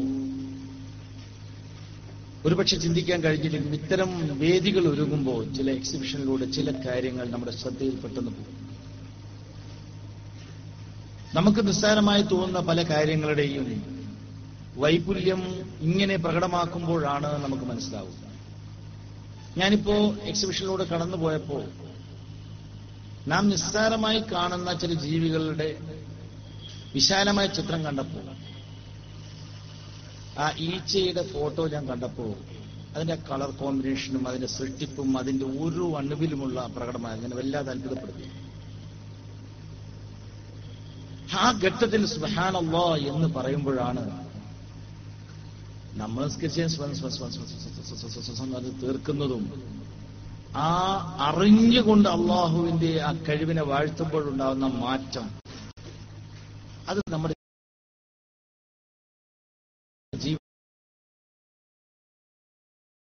ജീവിതത്തിൽ മുഴുവൻ പ്രകടമാവുമ്പോഴാണ് നമ്മളെല്ലാം നിർവഹിച്ചു പോവുകയാണ്. പലതും കാണുന്നതിങ്ങനെ കണ്ടുപോവുകയാണ്. പ്രവിശാലമായ ആകാശം മുകളിൽ എപ്പോഴും നമ്മുടെ കൺവെട്ടത്തുണ്ടായിട്ടും ആകാശത്തിലേക്ക് നോക്കി അതിന്റെ അത്ഭുതത്തെക്കുറിച്ച് ചിന്തിക്കാൻ നമുക്ക് പലപ്പോഴും സമയം കിട്ടാറില്ല. ഈ വിമാനത്തിൽ യാത്ര ചെയ്യുമ്പോൾ താഴേക്ക് നോക്കുമ്പോൾ നമുക്ക് വല്ലാത്തൊരു അത്ഭുതം തോന്നും. എല്ലാവരും ഓടുകയാണ്, എല്ലാവരും നിൽക്കാതെ ഓട്ടമാണ്. ഇത് ബസ്സിൽ കയറുന്നു, ഓടുന്നു, കാറിൽ ഓടുന്നു, മറ്റോടുന്നു, ഓടുന്നു, വാലിന് തീപിടിച്ച ഓട്ടാണ്. എല്ലാവരും ഓടുന്നത് എന്തിനു വേണ്ടി? അവന്റെ അനിവാര്യമായ അവന്റെ ഭക്ഷണത്തിനോ അവന്റെ ചില കാര്യങ്ങളോ നിർവഹിക്കാൻ വേണ്ടിയാണ്. അവന്റെ കർമ്മഫലമാണ്. അതിൽ നശ്വരമായതും അനശ്വരമായതും ഉണ്ടാവും. അനശ്വരമായ ബാലൻസ് നമ്മുടെ ജീവിതത്തിൽ കാണുന്നു. നമ്മുടെ ഈ ജീവിതം തന്നെ അർത്ഥപൂർണമായി എന്ന് നമുക്ക് പറയാൻ കഴിയും. അതുകൊണ്ടാണ് എന്ന് നമ്മുടെ അസൂക്ഷ്മത ഇവിടെയാണ്, നമ്മുടെ ഹൃദയത്തിൽ. അത് നമ്മുടെ ജീവിതത്തിൽ ആകമാനം ഉണ്ടാകും. ഇവിടെ ബഹുമാനപ്പെട്ട സഹോദരൻ ഇവിടെ പറഞ്ഞതുപോലെ നമ്മൾ ചെയ്യുന്ന കച്ചവടം, നാം പഠിക്കുന്ന കോഴ്സ്, നമ്മുടെ ജീവിതത്തിലുടനീളം നമ്മുടെ ഓരോ നിമിഷവും അത് അള്ളാഹു പൊരുത്തപ്പെടുന്ന വിധത്തിലായി തീരുക എന്നതാണ് നമുക്ക് ചെയ്യാൻ കഴിയുന്ന ഏറ്റവും വലിയ കാര്യം. ഞാൻ മുസ്ലിം യൂത്ത് ലീഗിന്റെ ജനറൽ സെക്രട്ടറി ആയിരിക്കുന്ന സമയത്ത് കേരള ഫൈനാൻഷ്യൽ കോർപ്പറേഷൻ ചെയർമാനായിട്ട് തന്നെ തീരുമാനിച്ചു. സ്വാഭാവികമായിട്ട് പൊളിറ്റിക്കൽ ചെയർമാൻ വേണം. കേരള ഫൈനാൻഷ്യൽ കോർപ്പറേഷൻ ചെയർമാൻ 92 പ്രഖ്യാപിച്ചപ്പോ ഞാൻ ഒരു നിമിഷം ചിന്തിച്ചു, പലിശയ്ക്ക് വേണ്ടി പലിശ കൊടുക്കാൻ, പലിശയാൽ നിർമ്മിതമായ പലിശയ്ക്ക് വേണ്ടി നിലകൊള്ളുന്ന, സഹായിക്കാനാണെങ്കിലും ബ്ലേഡ് കമ്പനി പോലെ പ്രവർത്തിക്കുന്ന ആ ഒരു സ്ഥാപനത്തിന്റെ വളർച്ചയ്ക്ക് വേണ്ടി പ്രവർത്തിച്ചാൽ നാളെ അള്ളാഹുവിനോട് ചോദിക്കുമല്ലോ എന്ന ചിന്ത ഒരു നിമിഷം ഞാൻ അവനോട് നിന്നു. തിരുവനന്തപുരത്ത് പോയ ഞാൻ നേരെ ഒരു വെള്ള പേപ്പറിൽ രാജി എഴുതി കുഞ്ഞാലിക്കുട്ടി സാഹിബിന്റെ കയ്യിൽ കൊടുത്തു. കുഞ്ഞാലി സാഹിബ് പറഞ്ഞു, അത് തങ്ങളാണ് തീരുമാനിക്കേണ്ടത്, തങ്ങളാണ്. ഞാൻ വേറെ ബഹുമാനപ്പെട്ട സയ്യിദ് മുഹമ്മദ് ഷിഹാബ് തങ്ങളുടെ അടുത്ത് കൊണ്ടുപോയി കൊടുത്തപ്പോൾ എന്റെ പുറത്ത് തട്ടിയിട്ട് പറഞ്ഞു, വളരെ നല്ല കാര്യം, ഒരാളെങ്കിലും ഇങ്ങനെ പറഞ്ഞതിൽ അള്ളാഹു ഖബൂൽ ചെയ്യട്ടെ എന്ന് പറഞ്ഞു. അപ്പൊ എനിക്കൊരു വല്ലാത്ത സന്തോഷം തോന്നി. പിറ്റേ ദിവസം ഒരു മൗലവി എന്ന പേരിൽ അറിയപ്പെടുന്ന, പേര് ഞാൻ പറയുന്നില്ല, അദ്ദേഹം എന്നെ ഫോൺ ചെയ്ത് ചോദിച്ചു, അല്ല അങ്ങ് സന്യസിക്കാൻ പോകുന്നെന്ന് കേട്ടല്ലോ. ഞാൻ പറഞ്ഞു മനസ്സിലായില്ല. അല്ല അങ്ങ് കേരള ഫൈനാൻഷ്യൽ കോർപ്പറേഷൻ സ്ഥാനം രാജിവെച്ചു. എല്ലാം മമ്മൂട്ടി, ഇപ്പോഴത്തെ കാലം ആരെങ്കിലും ഇങ്ങനത്തെ ഒക്കെ രാജിവെക്കൂ? ഇപ്പോഴത്തെ കാലത്തൊന്നും നീ ജീവിക്കുന്നത് എന്താ ഇപ്പൊ ഇതൊക്കെ അർത്ഥം എന്ന് പറഞ്ഞു. ഞാൻ അദ്ദേഹത്തെ പ്രായവും പദവിയും ബഹുമാനിച്ചുകൊണ്ട് ഞാൻ മറുപടി ഒന്നും പറഞ്ഞില്ല. പക്ഷെ എനിക്ക് തോന്നിയത്, എന്റെ മനസ്സ് എന്നോട് പറയുന്നത് തെറ്റാണ്, പിന്നെ ഒരു നിമിഷം നമുക്ക് മുന്നോട്ട് പോയി എനിക്ക് കഴിയില്ല എന്നതുപോലെ അവനവന്റെ മനസ്സുകളിൽ, അവനവന്റെ ഖബറുകളിൽ മറ്റാരെയും പ്രവേശിച്ച് നമ്മൾ തന്നെ പോകേണ്ടി വരും. അവിടെ നമുക്ക് ഉത്തരം നൽകാൻ കഴിയുന്ന പ്രവർത്തനമല്ലാതെ ആര് പറഞ്ഞാലും അനുസരിക്കാൻ നമുക്ക് ബാധ്യതയില്ല. ഒന്നാമത്തത് അള്ളാഹുവിനോടുള്ള കടപ്പാടാണ്, അവന്റെ പ്രവാചകനോട്. പിന്നെയേ നമ്മൾ ബാക്കിയുള്ള കാര്യങ്ങളിലേക്ക് വരേണ്ടതുള്ളൂ എന്നാണ് എന്റെ അഭിപ്രായം. ഞാൻ പറഞ്ഞു വന്നത് ഇത്രയേ ഉള്ളൂ. നമ്മുടെ ജീവിതത്തിൽ നിഖില മേഖലകളിലും നാം തന്നെ ജീവിക്കുന്ന, നമ്മുടെ സഹായിയായിട്ട് സർവശക്തൻ മാത്രമേ ഉണ്ടാവുള്ളൂ. അവനില്ലാത്ത ഒരു ശക്തിക്ക് ഒന്നും ചെയ്യാൻ കഴിയില്ല. ബാക്കിയെല്ലാം അള്ളാഹുവിന്റെ സൃഷ്ടികളാണ്. ആ സൃഷ്ടികൾക്ക് അവനുമായുള്ള ബന്ധം എത്രമാത്രമുണ്ട്, അതെന്ത് തീരുമാനിക്കും, അവന്റെ താല്പര്യം നോക്കിയാണ് അവൻ പ്രവർത്തിക്കുന്നത്. അവന്റെ സ്വന്തം ആളായിത്തീരും. അവന്റെ താല്പര്യമല്ല സൃഷ്ടികളുടെ താല്പര്യമാണ്, എല്ലാം എന്റെ നഫ്സിന്റെ താല്പര്യമാണെങ്കിൽ അത് അതിന്റെ ഭാഗമായി തീരും. ഇവിടെയാണ് നമ്മുടെ ഏറ്റവും വലിയ പ്രശ്നം. നാം ചെയ്യുന്ന ഏത് പ്രവൃത്തിയും നമുക്ക് ചെയ്യാം, പക്ഷേ നാം ചെയ്യുന്നത് അഷ്ഹദു അൻ ലാ ഇലാഹ ഇല്ലല്ലാഹു വ അഷ്ഹദു അന്ന മുഹമ്മദൻ റസൂലുള്ളാഹി എന്ന മെമ്പർഷിപ്പ് എടുക്കുന്നതോടുകൂടി നമ്മുടെ ബൈലോ എന്ന് പറയുന്നത് വിശുദ്ധ ഖുർആനും അതിന്റെ റൂൾസ് എന്ന് പറയുന്നത് സുന്നത്തും, റസൂലുള്ളാഹി സ്വല്ലല്ലാഹു അലൈഹി സുന്നത്തും വിശുദ്ധ ഖുർആനും അടിസ്ഥാനമാക്കിയുള്ള ജീവിതമല്ലാതെ നാം ജീവിക്കുമ്പോൾ നമ്മൾ വിശ്വാസി എന്ന ഗണത്തിൽപ്പെട്ട് ജീവിക്കില്ല എന്ന് മാത്രം. ജീവിതം ഈ ലോകത്ത് എല്ലാവരും ജീവിക്കുന്നു. പക്ഷേ ഇതിലൊക്കെ ആ വിശുദ്ധ ഖുർആൻ ഞാൻ സദസ്സിൽ ചോദിക്കുന്നില്ല. ഞാൻ ചിലപ്പോ 10,000, 1000, 2000 ഉള്ള സദസ്സിൽ ചോദിക്കാറുണ്ട്. നമ്മുടെ വയസ്സിൽ ഒരുപാട് വർഷം കഴിഞ്ഞുപോയി, ഒരുപാട് ഗ്രന്ഥങ്ങൾ നമ്മൾ വായിച്ചു. പക്ഷേ എന്റെ ഒരു ചോദ്യം, വിശുദ്ധ ഖുർആന്റെ മലയാള പരിഭാഷ ഒരു പ്രാവശ്യമെങ്കിലും വായിച്ചവർ കൈപൊക്കണമെന്ന് പറയുമ്പോൾ ഞാൻ എപ്പോഴും നിരാശനാകാറുള്ളൂ. അതുകൊണ്ട് തന്നെ ഞാൻ ആ ചോദ്യം ചോദിക്കാറില്ല. കാരണം നമ്മുടെ ജീവിതത്തിലെയും വർഷം കഴിഞ്ഞുപോയിട്ട് ഒരു പ്രാവശ്യമെങ്കിലും, വിവർത്തനമെങ്കിലും, വ്യാഖ്യാനം പോകട്ടെ, വിവർത്തനമെങ്കിലും, അല്ലെങ്കിൽ ഏതാവട്ടെ, ഏത് വിഭാഗത്തിൽപ്പെട്ടവരാവട്ടെ, വിശുദ്ധ ഖുർആനിലൊന്നും ആ തർജ്ജമയെങ്കിലും ഒരു പ്രാവശ്യമെങ്കിലും വായിക്കാൻ നമ്മുടെ ജീവിതത്തിൽ കഴിഞ്ഞിട്ടില്ലെങ്കിൽ ആ ഖുർആൻ എന്ന് പറയുന്നത് എന്താണെന്ന് മനസ്സിലാക്കാൻ പോലും ഒരു വിശ്വാസി എന്ന നിലക്ക് നമുക്ക് സാധിച്ചിട്ടില്ലെങ്കിൽ നമ്മൾ എന്തു വായിച്ചിട്ടെന്ത് കാര്യം? വായിക്കേണ്ടത് വായിക്കാതെ നാം പലതും വായിച്ചിട്ട് അവസാനം നാം എത്തിപ്പെടുന്നത് ഏതെങ്കിലും വളഞ്ഞ വഴിയിലാണെങ്കിൽ ആരെയാണ് കുറ്റം പറയേണ്ടത്? അള്ളാഹു നൽകിയ വിജ്ഞാനം, അറിവ് അത് ഉപയോഗപ്പെടുത്താൻ, അവന്റെ വിശുദ്ധ ഖുർആൻ, ആ ഗ്രന്ഥം മനസ്സിലാക്കാൻ ഇതിലൊന്നും കഴിയാത്തവർ ഇത്തരം വേദികളിൽ എക്സിബിഷനൊക്കെ കാണുമ്പോൾ ഇതാണോ ഖുർആൻ എന്ന് ചിന്തിച്ചിട്ടെങ്കിലും ഒരാവർത്തിയെങ്കിലും വായിക്കാൻ ഇടവന്നാൽ ഉറപ്പാണ് അവൻ വഴിതെറ്റിപ്പോവില്ല. ഖുർആന്റെ മൊയ്ജിസാത്തായിട്ട് ഞാൻ കണ്ടൊരു കാര്യം, വിശുദ്ധ ഖുർആൻ സ്ഥിരമായി ഒരു പേജെങ്കിലും അതിന്റെ വ്യാഖ്യാനം അല്ലെങ്കിൽ തർജ്ജമ വായിക്കുന്ന ഒരാൾക്ക് ഒരിക്കലും അവന്റെ ജീവിതം വഴിതെറ്റിപ്പോവില്ല എന്ന് ഉറപ്പാണ്. ഉറപ്പിച്ചാൻ പറയാം. വിശുദ്ധ ഖുർആന്റെ മൊയ്ജിസാത്തായിട്ട് ഞാൻ കാണുന്ന ഒരു കാര്യം അതാണ്. അത് സ്ഥിരമായി ഒരു പേജെങ്കിലും ദിവസം വായിക്കുന്നവൻ, ഒരു വരിയെങ്കിലും വായിക്കുന്നവൻ ഒരിക്കലും വഴിതെറ്റൂല. കാരണം ഓരോ വരികളിലും നാം കാണുന്ന അത്ഭുതങ്ങൾ ഒരിക്കലും വായിക്കുമ്പോൾ അർത്ഥമല്ലല്ലോ നമുക്ക് രണ്ടാമത് വായിക്കുമ്പോൾ കിട്ടുക, മൂന്നാമത് മറ്റൊന്നാണ്. അത് നമ്മുടെ യുവാക്കൾ, പ്രത്യേകിച്ച് വിദ്യാർത്ഥികൾ, നമ്മുടെ യുവത്വ കാലഘട്ടമാണ് നമ്മൾ ഏറ്റവും നന്നാക്കേണ്ടത് എന്നതുകൊണ്ട് ഈ എക്സിബിഷനും ഇതിന്റെ പ്രവർത്തനവും വിശുദ്ധ ഖുർആന്റെ അത്ഭുതങ്ങളും മനസ്സിലാക്കേണ്ടവർ ആദ്യം മനസ്സിലാക്കുകയും പിന്നീട് മനസ്സിലാക്കിയ കാര്യം മറ്റുള്ളവരോട് പകർന്നു കൊടുക്കുകയും ചെയ്യാണ് ബാധ്യത. നമ്മിൽ അർപ്പിതമായതുകൊണ്ട് അല്യോ അക്മൽതുലക്കും ദീനുക്കും വഅത്മംതു അലൈക്കും നിഅമതി വറളീതു ലക്കും ഇസ്ലാമ ദീന എന്ന വിശുദ്ധ ഖുർആൻ വാക്യം നമ്മിലേക്ക് പൂർത്തിയാക്കി തന്നത് നാം മറ്റുള്ളവർക്ക് എത്തിച്ചു കൊടുക്കണം. അതിന് നമ്മൾ ആദ്യം ഉൾക്കൊള്ളണം, നമ്മുടെ ജീവിതത്തിൽ അത് പകർത്തണം, നമ്മുടെ ജീവിതം തന്നെ മറ്റുള്ളവർക്ക് മാതൃകയാവണം. അതാണ് ഈ ഇസ്ലാം ഇവിടെ പ്രചരിക്കാൻ കാരണം. ജീവിതത്തിലൂടെ നമുക്ക് കറച്ചു വന്നു. അപ്പൊ നമ്മുടെ ഓരോരുത്തരുടെയും ജീവിതം, ഇപ്പൊ താടി വെച്ച ഒരാൾ ഒരു തെറ്റ് ചെയ്യുമ്പോ അതിന് വലിയ അപകടമുണ്ട്. ഒരു ഭാഗത്ത് താടിയും തലപ്പാൻ വെച്ചിട്ട് തോന്നിവാസം ചെയ്യാണോ എന്ന് ചോദിക്കുന്നവർ ഇതാണോ നിന്റെ ഇസ്ലാം എന്ന് അവനിലൂടെ വിലയിരുത്തപ്പെടും.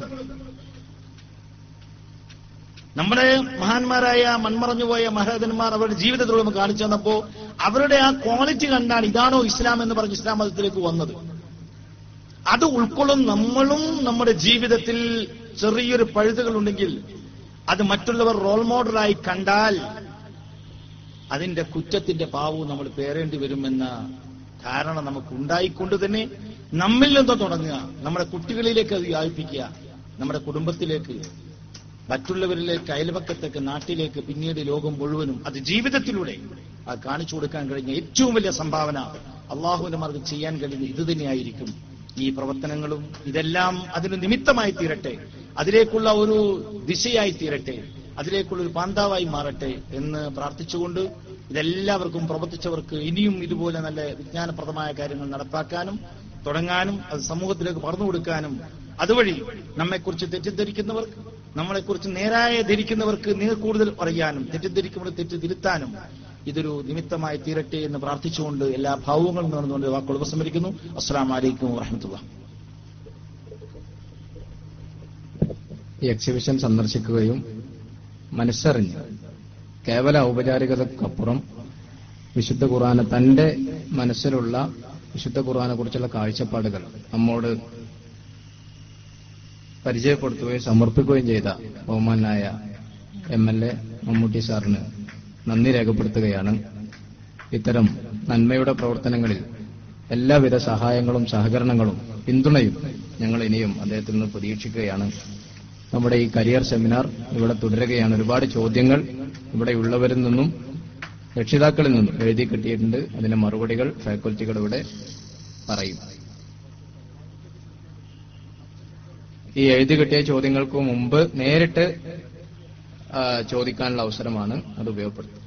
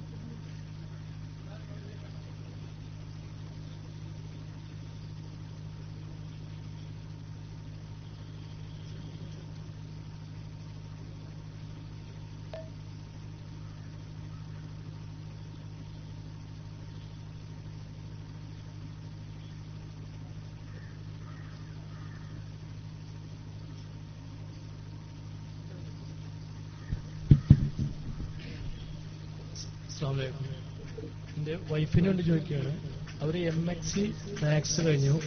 ഫ്യൂച്ചർ പഠനം എന്താണ് അറിയാൻ പറ്റും?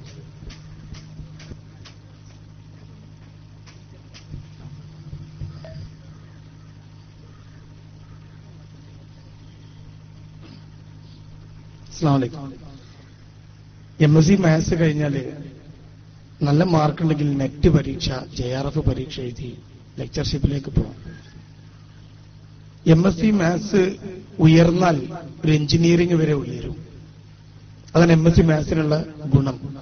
മാത്തമാറ്റിക്സ് ആണ്. അതുകൊണ്ട് ഒരു എഞ്ചിനീയറുടെ അടുത്ത് വരെ എത്താവുന്ന രൂപത്തിലുള്ള പല കോഴ്സുകൾ, PG ഡിപ്ലോമകളും മറ്റു കോഴ്സുകളും ഉണ്ട്. ഏറ്റവും നല്ലത് MSc മാത്സ് ഒരു നല്ല കൺവെൻഷണൽ കോഴ്സാണ്. ഇപ്പോ നെറ്റ് പരീക്ഷ കിട്ടിയാൽ കോളേജുകളിൽ ലെക്ചറായിട്ട് വളരെ ഈസി ആയിട്ട് കയറാൻ പറ്റും. കാരണം മാത്തമാറ്റിക്സിൽ നെറ്റ് കിട്ടിയത് വളരെ കുറവാണ്. അതല്ലാതെ എഞ്ചിനീയറിംഗ് കോളേജുകളിൽ ടീച്ചറായിട്ട് കയറാം. MSc മാത്സ് കഴിഞ്ഞ ആളുകൾക്ക് എഞ്ചിനീയറിംഗ് കോളേജിൽ ചില പേപ്പറുകൾ എടുക്കാൻ ടീച്ചറായിട്ട് കയറാം. ഇങ്ങനെ മാത്തമാറ്റിക്സുമായി ബന്ധപ്പെടുന്ന നിരവധി മേഖലകളിൽ ടീച്ചിംഗ് പോസ്റ്റുകളിലേക്കും അതല്ലാതെ തന്നെ സ്റ്റാറ്റിസ്റ്റിക്കൽ ഡിപ്പാർട്ട്മെന്റ് പോലെയുള്ള ഡിപ്പാർട്ട്മെന്റുകളിലും അവർക്ക് ജോലി ചെയ്യാവുന്നതാണ്. അപ്പോ ഒരുപാട് സാധ്യതകൾ MSc മാത്സിനുണ്ട്. MSc മാത്സ് കഴിഞ്ഞ ഒരാളും വെറുതെ നിൽക്കേണ്ടി വരില്ല എന്നതാണ് അതിന്റെ പ്രത്യേകത. ഏറ്റവും നല്ലത് നെറ്റ് UGC നെറ്റ് JRFൽ ഒരു കോച്ചിങ്ങിനോ മറ്റോ പോകാൻ സാധ്യത ഉണ്ടെങ്കിൽ അതിന് പോയി അത് പ്രിപ്പയർ ചെയ്ത് എഴുതുകയാണ്. PSC പരീക്ഷകൾക്ക് വേണ്ടി ശ്രമിക്കാം. അതല്ലെങ്കിൽ അതുമായി ബന്ധപ്പെട്ട ഡിപ്ലോമകളും PG ഡിപ്ലോമകളും എടുത്ത് മുന്നോട്ട് പോവാം. ഇങ്ങനെ അനവധി മാർഗങ്ങളുണ്ട്. അയാളുടെ ഇൻട്രസ്റ്റ് എന്താണോ അതനുസരിച്ച് മുന്നോട്ട് പോവാം.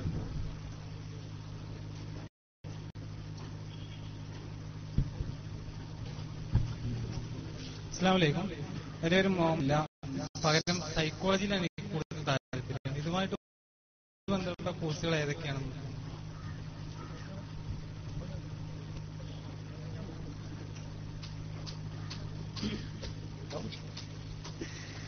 BSc നഴ്സിംഗ് നല്ല കോഴ്സാണ്. BSc നഴ്സിംഗിന് ആൺകുട്ടികളുടെ എണ്ണം വളരെ കുറവാണ്. ഈ നഴ്സിംഗ് ലോകത്തുള്ള വിഷയങ്ങൾ മുഴുവൻ പഠിപ്പിക്കുന്ന ഒരു കോഴ്സാണ്. അപ്പൊ ചോദ്യം ചോദിച്ച ആളവിടെ ഞാൻ കണ്ടില്ല. നഴ്സിംഗ് കഴിഞ്ഞതാണല്ലോ. അപ്പൊ നഴ്സിംഗിന്റെ സിലബസ് എനിക്ക് നന്നായിട്ട് അറിയാം. കാരണം ഞാൻ ഒരു നഴ്സിംഗ് കോളേജിൽ ഗസ്റ്റ് ലെക്ചറായിട്ട് പോവാറുണ്ട്. ഇരിക്കും. അതുകൊണ്ട് അതിന്റെ സിലബസും കാര്യങ്ങളൊക്കെ നന്നായിട്ട് അറിയാം. BSc നഴ്സിംഗ് കഴിഞ്ഞാൽ ഇപ്പോൾ ഉള്ള ഒരു സ്കോപ്പ് MSc നഴ്സിംഗിൽ പോയിട്ട് ടീച്ചിങ്ങിലേക്ക് വരിക എന്നതാണ്. MSc നഴ്സിംഗിലേക്ക് പോയിട്ട് ടീച്ചിങ്ങിലേക്ക് വരിക കഴിഞ്ഞ കൊല്ലത്തിന്റെ മുമ്പത്തെ കൊല്ലം വരെ വളരെ ഗ്ലാമറുള്ള പോസ്റ്റായിരുന്നു. കാരണം അങ്ങനെ ടീച്ചിങ്ങിലേക്ക് വരുന്ന ഒരാൾക്കുള്ള മിനിമം സാലറി 30,000 ആയിരുന്നു. ഇപ്പോ നഴ്സിംഗ് കോളേജുകൾ കൊടുക്കുന്ന സാലറി ബിലോ 20,000 ആണ്. എന്ന് പറഞ്ഞാൽ ശമ്പളത്തിന്റെ ഗ്ലാമർ നഷ്ടപ്പെട്ടു പോയി MSc. പിന്നെയുള്ള അടുത്ത BSc നഴ്സിംഗുകാർക്കുള്ള അടുത്ത ഒരു സ്കോപ്പ് എന്ന് പറയുന്നത് നേഴ്സായിട്ട് വർക്ക് ചെയ്യുക എന്നുള്ളതാണ്. മെയിൽ നേഴ്സായിട്ട് നല്ല സ്കോപ്പുള്ളതാണ്. പക്ഷെ നേഴ്സിംഗുകാരിപ്പോ സമരത്തിലായതുകൊണ്ട് ആണുങ്ങളായിട്ടുള്ള നേഴ്സുമാര് ഒരു ആശുപത്രികളും അടുപ്പിക്കുന്നില്ല.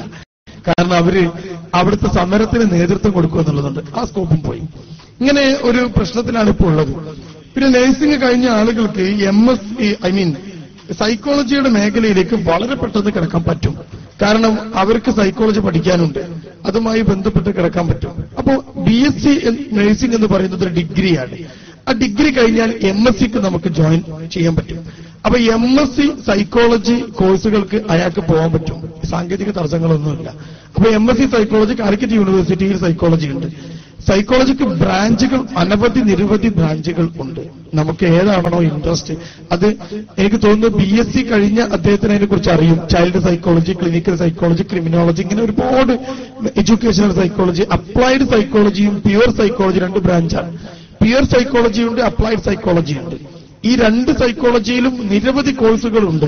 കാലിക്കറ്റ് യൂണിവേഴ്സിറ്റിയുടെ കീഴിൽ വളരെ കുറച്ച് 2 സ്ഥാപനങ്ങളിലാണ് കോഴ്സുകൾ ഉള്ളത് എന്നാണ് എന്റെ അറിവ്. പിന്നെ മറ്റ് ചില കോളേജുകൾ, ലിസ കോളേജ് പോലെയുള്ള ചില കോളേജുകളുണ്ട്. എനിക്ക് തോന്നുന്നു BSc കുറിച്ച് അതിനെക്കുറിച്ച് സൈക്കോളജിയെ കുറിച്ച് കൂടുതൽ അറിയാൻ നെറ്റിലൊന്ന് സെർച്ച് ചെയ്ത് നോക്കുക. കാലിക്കറ്റ് യൂണിവേഴ്സിറ്റിക്ക് യൂണിവേഴ്സിറ്റി പ്രാധാന്യം കുറച്ചു കൊടുക്കുന്ന ഒരു കോഴ്സാണ് MSc സൈക്കോളജി. യൂണിവേഴ്സിറ്റിയിൽ തന്നെ MSc സൈക്കോളജിക്ക് നടത്തുന്ന ഒരു ഡിപ്പാർട്ട്മെന്റ് ഉണ്ട്.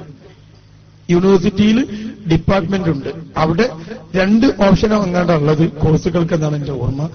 അതുമായി ബന്ധപ്പെട്ടും ശ്രമിക്കാം. യൂണിവേഴ്സിറ്റിയുടെ ക്യാമ്പസിൽ അത്തരം ഒരു കോഴ്സ് ചെയ്താൽ ഗുണമുണ്ടാവും. അത് കഴിഞ്ഞ് MPhilഉം PhD ഒക്കെ എടുത്ത് മുന്നോട്ട് പോകാനുള്ള സാധ്യതകളുണ്ട്. അപ്പോ ഡിഗ്രി കഴിഞ്ഞ അത്തരത്തിലുള്ള ഒരു ചോദ്യം കൂടി ഞാൻ ഇതിൽ കണ്ടു. സൈക്കോളജിയുമായിട്ട് ബന്ധപ്പെട്ട് അത്തരത്തിലുള്ള കാര്യങ്ങൾ കൂടി ഒന്ന് നോക്കണം. സാർ പറയും. നഴ്സിംഗ് കഴിഞ്ഞിട്ടുള്ള ആളുകൾക്കുള്ള കരിയർ ഓപ്ഷൻസ് ആണ്.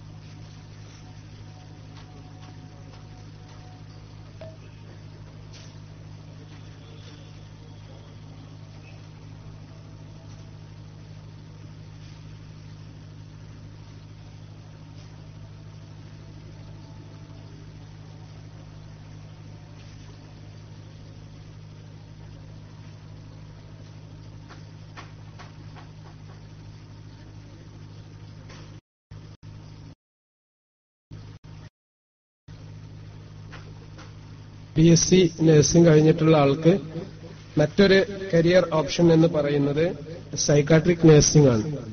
ഇപ്പോ സൈക്കാട്രിക് മേഖലയിൽ ആളുകളുടെ എണ്ണം വർദ്ധിച്ചുകൊണ്ടിരിക്കുകയാണ്, പ്രത്യേകിച്ച് കൗൺസിലിംഗ് മേഖലയും. അതുകൊണ്ട് സൈക്കോളജി BSc നഴ്സിംഗ് കഴിഞ്ഞ ആളുകൾ പഠിക്കുന്നുണ്ട്, അവർക്ക് കൂടുതൽ സാധ്യതയുണ്ട്. ഇപ്പോ കാലിക്കറ്റ് യൂണിവേഴ്സിറ്റിയില് ലൈഫ് ലോങ് എഡ്യൂക്കേഷൻ എന്ന് പറഞ്ഞ ഒരു ഡിപ്പാർട്ട്മെന്റ് ഉണ്ട്. അവിടെ PG ഡിപ്ലോമ ഇൻ കൗൺസിലിംഗ് എന്ന ഒരു കോഴ്സ് 3 വർഷമായി നടത്തിവരുന്നു. അതിന്റെ റിസോഴ്സ് അധ്യാപികയായിട്ട് വരുന്ന ഒരു അധ്യാപിക നഴ്സിംഗ് ഡിപ്പാർട്ട്മെന്റിൽ നിന്നാണ് വരുന്നത്. അവർ MSc ക്ലിനിക്കൽ സൈക്കോളജി കഴിഞ്ഞിട്ടുള്ളവരാണ്. അപ്പോ ആ മേഖലയിൽ നഴ്സിംഗ് കഴിഞ്ഞിട്ടുള്ള ആളുകൾക്ക് മികവ് പുലർത്താൻ സാധിക്കും എന്ന് ഉണർത്തുന്നു. മറ്റ് കരിയർ ഓപ്ഷൻസ് ഇവിടെ പ്രതിപാദിക്കുന്നില്ല.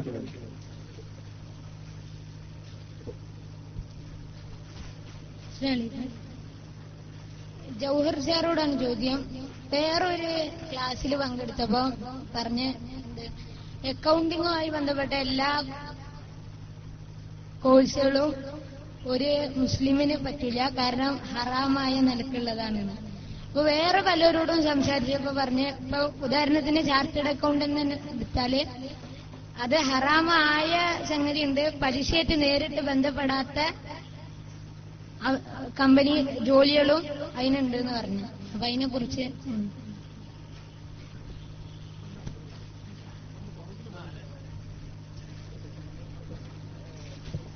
അസ്സലാമു അലൈക്കും. ഞാനൊരു ക്യാമ്പ് പോയപ്പോ ഓൻ കുറെ ചോദ്യം ചോദിച്ചു, എന്നെ കഷ്ടപ്പെടുത്തിയതാണ്. ഓൻ ഇനി എന്നെ വിടാന്ന് പിന്നെ എന്താ പറയാ തീരുമാനിച്ചില്ല എന്ന് തോന്നുന്നു. ഞാൻ അന്ന് പറഞ്ഞതും അത് തന്നെയാണ്. എല്ലാം പലിശയിലേക്ക് പോയിക്കൊള്ളണമെന്നില്ല. പലിശ വാങ്ങുക, കൊടുക്കുക, കണക്കെഴുതുക, സാക്ഷി നിൽക്കുക, ഈ 4 കൂട്ടർ സ്വർഗത്ത് പോലെ. പിന്നെ എന്തിനാ നമ്മൾ ഈ സ്വർഗത്ത് പോകാത്തൊരു കോഴ്സിന്റെ ബാക്കിൽ സൈക്കിൾ എടുത്ത് കൂടുന്നത് എനിക്ക് മനസ്സിലായില്ല. എല്ലാ അക്കൗണ്ടിങ്ങുകളും പലിശയിലേക്ക് പോകുന്നില്ല എന്ന് ഞാൻ അന്ന് തന്നെ പറഞ്ഞു. അതുപോലെ തന്നെയാണ് CA-യും ചാർട്ടേഡ് അക്കൗണ്ടൻസി എല്ലാം പലിശയ്ക്ക് പോകുമെന്നൊന്നും ഞാൻ അഭിപ്രായപ്പെടുന്നില്ല. പക്ഷെ പലിശയിലേക്ക് പോകാൻ അതിന് സാധ്യത കൂടുതലാണ്. നമ്മളൊരു കോഴ്സ് ഒരു CA എന്ന് പറഞ്ഞാൽ ചെയ്യാൻ ഭയങ്കര ബുദ്ധിമുട്ടാണ്. ഇപ്പൊ പിന്നെ ബാബു സാർ പറഞ്ഞു, ഒരുപാട് പേര് പാലക്കാടൊക്കെ CA-ക്ക് വേണ്ടി പ്രിപ്പയർ ചെയ്യുന്നു.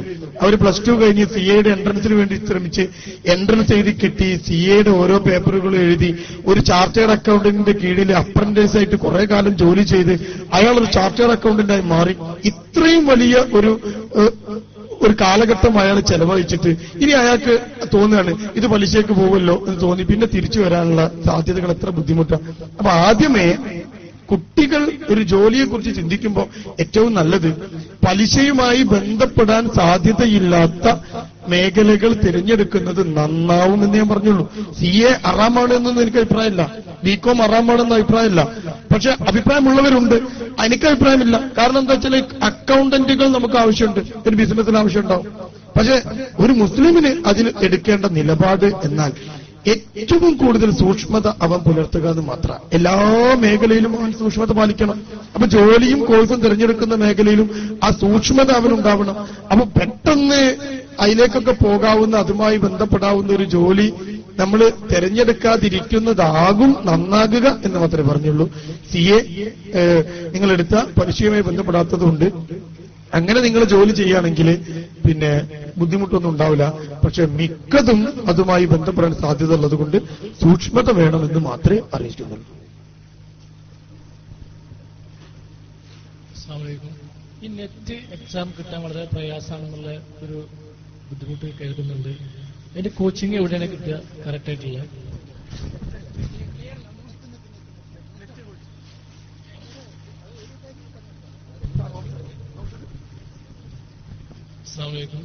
നെറ്റ് പൊതുവെ സാധാരണ പറയുന്നുണ്ട് നെറ്റ് കിട്ടാൻ പ്രയാസമാണ്, അത് നെഗറ്റീവ് മാർക്കാണ്, ഒരു വളരെ പ്രോപ്പഗണ്ട വരുന്നുണ്ട്.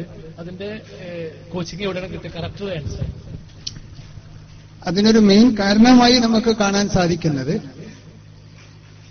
നമുക്കറിയാം പലപ്പോഴും ഇന്നത്തെ കുട്ടികളുടെ മാർക്ക് ഒരു 85-ന് മുകളിലാണ്, 85% മുകളിലാണ്. 60% കിട്ടിയാൽ മിടുക്കൻ എന്ന് പറഞ്ഞിരുന്ന കാലം മാറി. എനിക്ക് 60 ഉണ്ട്, ഫസ്റ്റ് ക്ലാസ് ഉണ്ട് എന്ന് പറഞ്ഞാൽ നമ്മൾ അവനെ വലിയ കാര്യമായിട്ടൊന്നും കാണുന്നൊന്നുമില്ല. കാരണം അവനൊരു മിടുക്കനാണ് എന്നുള്ള ഒന്നുപോലും ഇന്നത്തെ കാലത്തില്ല.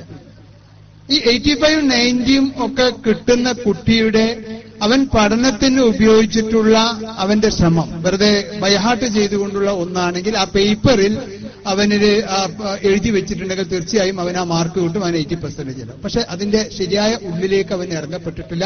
അതുകൊണ്ട് തന്നെയാണ് നെറ്റ് പോലുള്ള പരീക്ഷകളിൽ അവന് ഏറ്റവും മുന്നേറാൻ സാധിക്കാതെ പോകുന്നത്. നെറ്റ് ഏറ്റവും പ്രധാനമായി നെറ്റിലൂടെ കാണുന്നത് ഇവനെ ഏൽപ്പിക്കുന്ന ഒന്ന്, ഈ നമ്മൾ നെറ്റ് പാസ്സായി അവൻ അധ്യാപകനാവാൻ അവനെ ഏൽപ്പിക്കുന്ന ദൗത്യം ഒരു വലിയ ദൗത്യമാണ്. അവൻ അതിൽ വീഴ്ച വരുത്തിയിട്ടുണ്ടെങ്കിൽ വരാൻ പോകുന്ന ഭാവിയിലേക്ക് ആവശ്യമായ ഏറ്റവും മോശമായ ഒരുപാട് ആളുകളെ, ഞാൻ നേരത്തെ അലിഗഡ് യൂണിവേഴ്സിറ്റിയുടെ ഇതിനെ കുറിച്ച് പറഞ്ഞതുപോലെ ഒരു മോശമായ അധ്യാപകൻ, നമ്മൾ വിചാരിക്കും അവനെ തൽക്കാലം ജോലിയല്ലേ എന്ന് മാത്രമല്ല, അവന് തൽക്കാലം ജോലിയല്ല, അവൻ സൃഷ്ടിക്കുന്നത് ഒരുപാട് മോശമായ ആളുകളെയാണ്. അപ്പൊ നെറ്റിലൂടെ ആ വിഷയത്തിൽ ഏറ്റവും അടുത്ത കാലത്ത് ഞാൻ കൂടി ആ കമ്മിറ്റിയിലുണ്ടായിരുന്നു. കോളേജ് അധ്യാപകർ, നെറ്റ് പരീക്ഷ കോളേജിലേക്കുള്ള അധ്യാപകരെ കണ്ടെത്തുന്നതിന് വേണ്ടിയുള്ളതാണ്. ആ നെറ്റ് മാത്രമാണ് അവനെ സംബന്ധിച്ചിടത്തോളം. ബാക്കി LP സ്കൂളിൽ പഠിപ്പിക്കുന്ന ആൾക്ക് പോലും TTC പാസ്സാവണം, അതിന് മുകളിൽ ക്ലാസ്സുകൾ പഠിപ്പിക്കുന്നവർക്ക് BEd പാസ്സാവണം. അപ്പൊ എന്താണ് സൈക്കോളജി, എന്താണ് എഡ്യൂക്കേഷൻ സൈക്കോളജി? പഠിപ്പിക്കുന്ന സമയത്ത് വെറും വിഷയം മാത്രം പഠിപ്പിച്ചാൽ മതിയോ?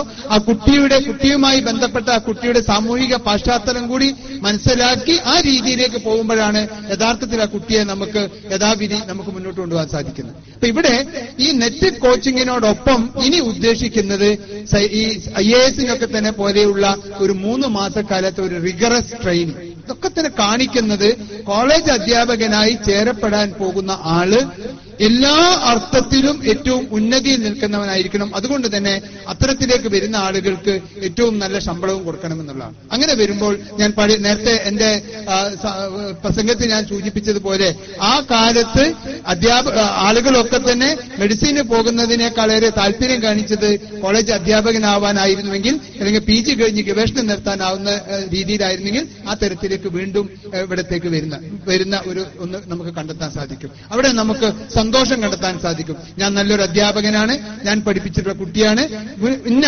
ഉന്നതിയിലേക്ക് എത്തിപ്പെട്ടു എന്ന രീതിയിലൊക്കെ കണ്ടെത്താൻ സാധിക്കും. നെറ്റിന് കിട്ടാത്തതിന് കാരണം ഞാൻ നേരത്തെ സൂചിപ്പിച്ചതുപോലെ എവിടെയെങ്കിലും നെറ്റ് എന്ന് പോകുന്നതിന് പകരം ഓരോ വിഷയത്തിനും അമിതമായ പ്രാധാന്യം കൊടുത്തുകൊണ്ട് പഠിപ്പിക്കുന്ന ഡിഫറൻറ്റ് സെന്റേഴ്സ് ഉണ്ട്.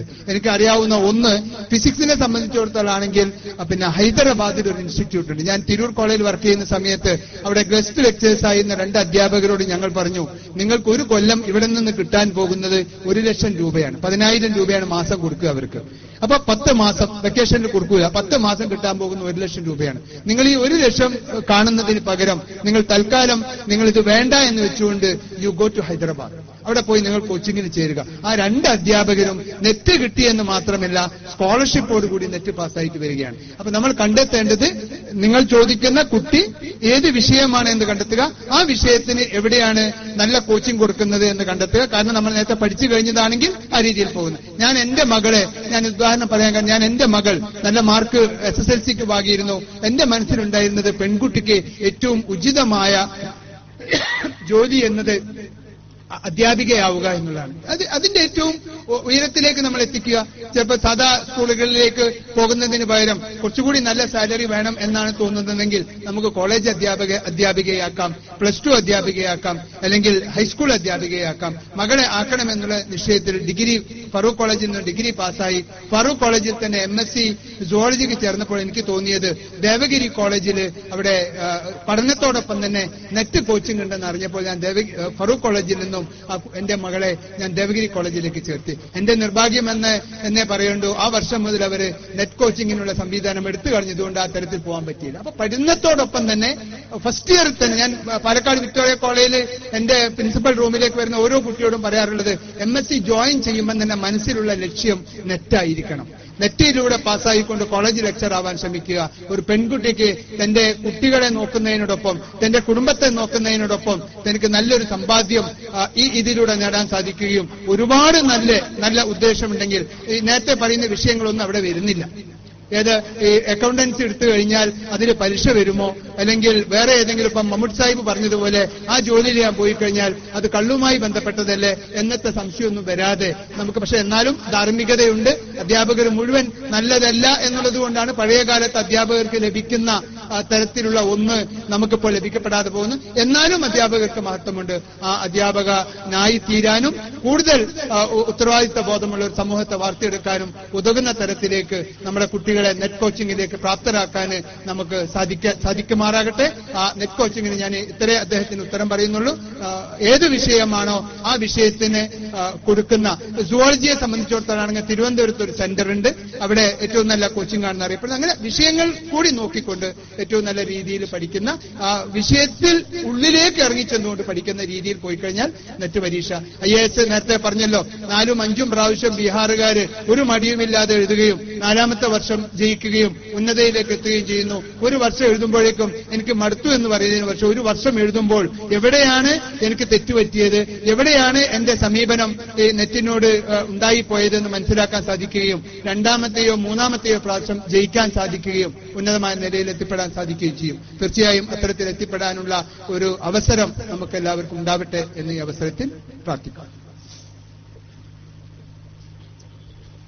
ഡിഗ്രിക്ക് 56% മാർക്ക് വാങ്ങിയ ഒരു മഹാനാണ് ഞാൻ എന്ന് പറഞ്ഞ സെക്കൻഡ് ക്ലാസ് ആണ്. അതിന് മുമ്പ് പഠിച്ച പ്രീ ഡിഗ്രിക്ക് 53% എന്റെ മാർക്ക്. അത് സെക്കൻഡ് ക്ലാസ് ആണ്. ഞാൻ നെറ്റ് ക്വാളിഫൈ ചെയ്തിട്ടുണ്ട് 2 പ്രാവശ്യം. 2007 ജൂണിലും 2007 ഡിസംബറിലും.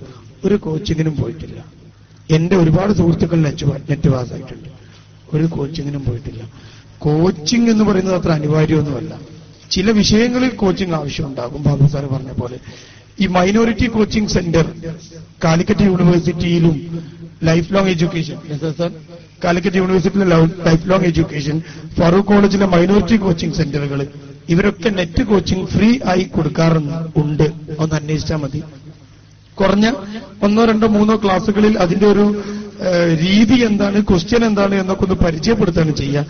നെറ്റ് എന്ന് പറഞ്ഞത് വേറെ IAS പോലത്തെ ഒരു പരീക്ഷ ഒന്നുമല്ല. ഒരു വിഷയത്തിൽ നോളജ് ഉണ്ടെങ്കിൽ ആ വിഷയത്തിൽ കിട്ടാവുന്നതേ ഉള്ളൂ. നെറ്റ് എഴുതിയെടുക്കാൻ അത്ര ബുദ്ധിമുട്ടൊന്നുമുള്ള സാധനമല്ല. ഇപ്പോ മുമ്പ് ഞാനൊക്കെ എഴുതിയ സമയത്ത് അല്പം ബുദ്ധിമുട്ടുള്ള ഒരു സാധനമായിരുന്നു. ഇപ്പോ നെറ്റ് അല്പം കൂടി അവര് ബുദ്ധിമുട്ടൊക്കെ കുറച്ച് പുതിയ രീതിയിലേക്ക് മാറ്റിയിട്ടുണ്ട്. അതുകൊണ്ട് കിട്ടാത്ത ഒരു കിട്ടാക്കനിയൊന്നുമല്ല നെറ്റ്. അത് പഠിക്കുമ്പോൾ തന്നെ ബാബു സാറ് പറഞ്ഞ പോലെ നെറ്റ് പരീക്ഷ കൂടി മുന്നിൽ കണ്ട് പഠിച്ചിരുന്നെങ്കിൽ ഒരു കോച്ചിങ്ങിന്റെ ആവശ്യമില്ലാതെ നെറ്റ് നേടിയെടുക്കാവുന്നതാണ്. ശരി. ഇവിടെ ഒരു ചോദ്യം വന്നിട്ടുണ്ട്. അഫ്സൽ ഉലമ ഡിഗ്രി കോഴ്സിന് ശേഷം LLB ചെയ്യാമെന്ന് കേൾക്കുന്നു. ഇത് സാധ്യമാണോ? വിശദാംശങ്ങൾ ആഗ്രഹിക്കുന്നു. കേരളത്തിൽ ഒരുപാട് അറബി കോളേജുകളുണ്ട്. അറബി കോളേജിൽ ഇംഗ്ലീഷ് പഠിപ്പിക്കുന്ന ഒരു അധ്യാപകൻ കൂടിയാണ് ഞാൻ. അതുകൊണ്ട് അറബി ഭാഷയുമായി ബന്ധപ്പെട്ട ചില കാര്യങ്ങൾ സൂചിപ്പിക്കുന്നു. ലോകത്ത് ഏറ്റവും കൂടുതൽ ആദരിക്കപ്പെടുന്ന ഒരു ഭാഷയാണ് അറബി. അറബി ഭാഷ പഠിക്കുന്ന ആളുകൾക്ക്, ചില ആളുകൾക്ക് അതിനെ സംബന്ധിച്ച് ഒരു അപകർഷതാബോധമുണ്ട്. അത് അവരുടെ കുറ്റം മാത്രമാണ് എന്നാണ് എനിക്ക് പറയാനുള്ളത്. ഇംഗ്ലീഷ് ഭാഷ അത് എന്തോ ഒരു വലിയ സംഭവമാണ് എന്ന് ചില ആളുകൾ കാണുന്നു, അല്ലെങ്കിൽ അങ്ങനെ ആക്കി തീർക്കുന്നു. യഥാർത്ഥത്തിൽ അറബി ഭാഷ വിശുദ്ധ ഖുർആനിന്റെ ഭാഷയാണ്. ഇന്ന് വരെ ഒരു മാറ്റവും സംഭവിക്കാത്ത, ഒരു ചേഞ്ചും ഉണ്ടാവാത്ത ഭാഷ കൂടിയാണ് അറബി. It is N international language. അതൊരു അന്തർദേശീയ ഭാഷയാണ്. ഒരുപാട് സാധ്യതകൾ അറബി ഭാഷക്കുണ്ട്. അതുകൊണ്ട് തന്നെ അഫ്സലുൽ ഉലമ പ്രിലിമിനറി കോഴ്സ് കഴിഞ്ഞ വിദ്യാർത്ഥികൾക്ക് LP UP സ്കൂളുകളിൽ അറബി ഭാഷ അധ്യാപിക അല്ലെങ്കിൽ അധ്യാപകനാവാൻ സാധിക്കും. അതൊരു ഓപ്പർച്യൂണിറ്റിയാണ്. അതുപോലെ തന്നെ മറ്റ് കോളേജുകളിൽ പഠിപ്പിക്കുന്ന ഡിഗ്രി പോലെ ഉള്ള ഒരു ഡിഗ്രി ആയിക്കൊണ്ട് BA അഫ്സൽ ഉലമ അംഗീകരിക്കപ്പെട്ടു. ഇപ്പോ ഈ അടുത്ത് നമ്മുടെ കേരള സർക്കാർ UGC സാലറി പോലും നമ്മുടെ അറബി കോളേജ് അധ്യാപകർക്ക് സാങ്ഷൻ ചെയ്തു. അപ്പോ അറബി ഭാഷ പിറകിലല്ല എന്ന് തെളിയിക്കുന്ന കാര്യങ്ങളാണ് ഇതൊക്കെ. അറബി ഭാഷ പഠിച്ച ആളുകൾക്ക് ഡിഗ്രി കഴിഞ്ഞിട്ടുണ്ടെങ്കിൽ ഏതെല്ലാം കോഴ്സുകൾക്ക് സാധാരണ ഡിഗ്രി കഴിഞ്ഞ കുട്ടികൾക്ക് പോകാൻ സാധിക്കുമോ അതിനെല്ലാം പോവാം. രണ്ടാമതായി എനിക്ക് ഉണർത്താനുള്ളത്, അറബി ഭാഷ പഠിച്ച ഒരു വിദ്യാർത്ഥിക്ക് ഇംഗ്ലീഷിൽ നല്ല വിൽപ്പത്തി ഉണ്ടെങ്കിൽ, നല്ല പ്രാവീണ്യമുണ്ട് എങ്കിൽ നല്ല ട്രാൻസ്ലേറ്റർ പോസ്റ്റുകൾ ഇന്ന് ലഭ്യമാണ്. വിവർത്തന മേഖലയിൽ സാധ്യതകൾ വളരെ കൂടുതലാണ്. നമുക്കറിയാം, നമ്മുടെ ഇടയിൽ ഇംഗ്ലീഷ് ഭാഷയിലും അറബി ഭാഷയിലും നല്ല പ്രാവീണ്യമുള്ള ആളുകൾ ആരും തന്നെ വെറുതെ നിൽക്കുന്നില്ല. The scope of A course depends upon the person who takes it എന്ന് പറയാം. ഒരു വിഷയത്തിന്റെ സ്കോപ്പ് എന്ന് പറയുന്നത് ഏതൊരു വ്യക്തിയാണോ ആ കോഴ്സ് എടുക്കുന്നത് അയാളുടെ സ്കോപ്പിനെ ഡിപ്പെൻഡ് ചെയ്താണ് ഇരിക്കുന്നത്. ഞാൻ ഇംഗ്ലീഷ് ഭാഷ പഠിച്ചിട്ടുണ്ട്, ക്ലാസുകൾ കൈകാര്യം ചെയ്യുന്നു, എനിക്കതിൽ പ്രാവീണ്യമുണ്ട് എങ്കിൽ, കുട്ടികളെ നന്നായിട്ട് പഠിപ്പിക്കാൻ സാധിക്കുമെങ്കിൽ MA ഇംഗ്ലീഷ് കഴിഞ്ഞ എനിക്ക് സ്കോപ്പുണ്ട്. എന്നാൽ MA ഇംഗ്ലീഷ് ഞാൻ കഴിഞ്ഞിട്ടുണ്ട്, പക്ഷേ ആ വിഷയത്തിൽ എനിക്ക് പ്രാവീണ്യമില്ല, ആത്മവിശ്വാസമില്ല, ഞാൻ വളരെ പിന്നിലാണ്. അപ്പൊ ഞാൻ ആ കോഴ്സ് കഴിഞ്ഞത് കൊണ്ട് മാത്രം എന്തില്ല, എനിക്കൊരു സ്കോപ്പില്ല. ഇതുപോലെയാണ് എല്ലാ ഭാഷകളും. അതുപോലെ തന്നെ എനിക്ക് ഉണർത്താനുള്ളത്, സിവിൽ സർവീസ് മേഖലയിൽ ഷൈൻ ചെയ്യാൻ പറ്റുന്ന ഒരു ഭാഷ കൂടിയാണ് അറബി. അറബി ഭാഷ പഠിക്കുന്ന കുട്ടികൾക്ക് സിവിൽ സർവീസിന് കൂടുതൽ സ്കോപ്പ് ഉണ്ട് എന്ന് പഠനങ്ങൾ തെളിയിക്കുന്നു. കാരണം അറബി ഭാഷയിൽ ഓപ്ഷണൽ സബ്ജക്റ്റായിട്ട് പിന്നെ എടുക്കാൻ സാധിക്കും. അത് മുസ്ലിങ്ങളെ സംബന്ധിച്ചിടത്തോളം അറബി ഭാഷ പഠിക്കുക വളരെ എളുപ്പമാണ്.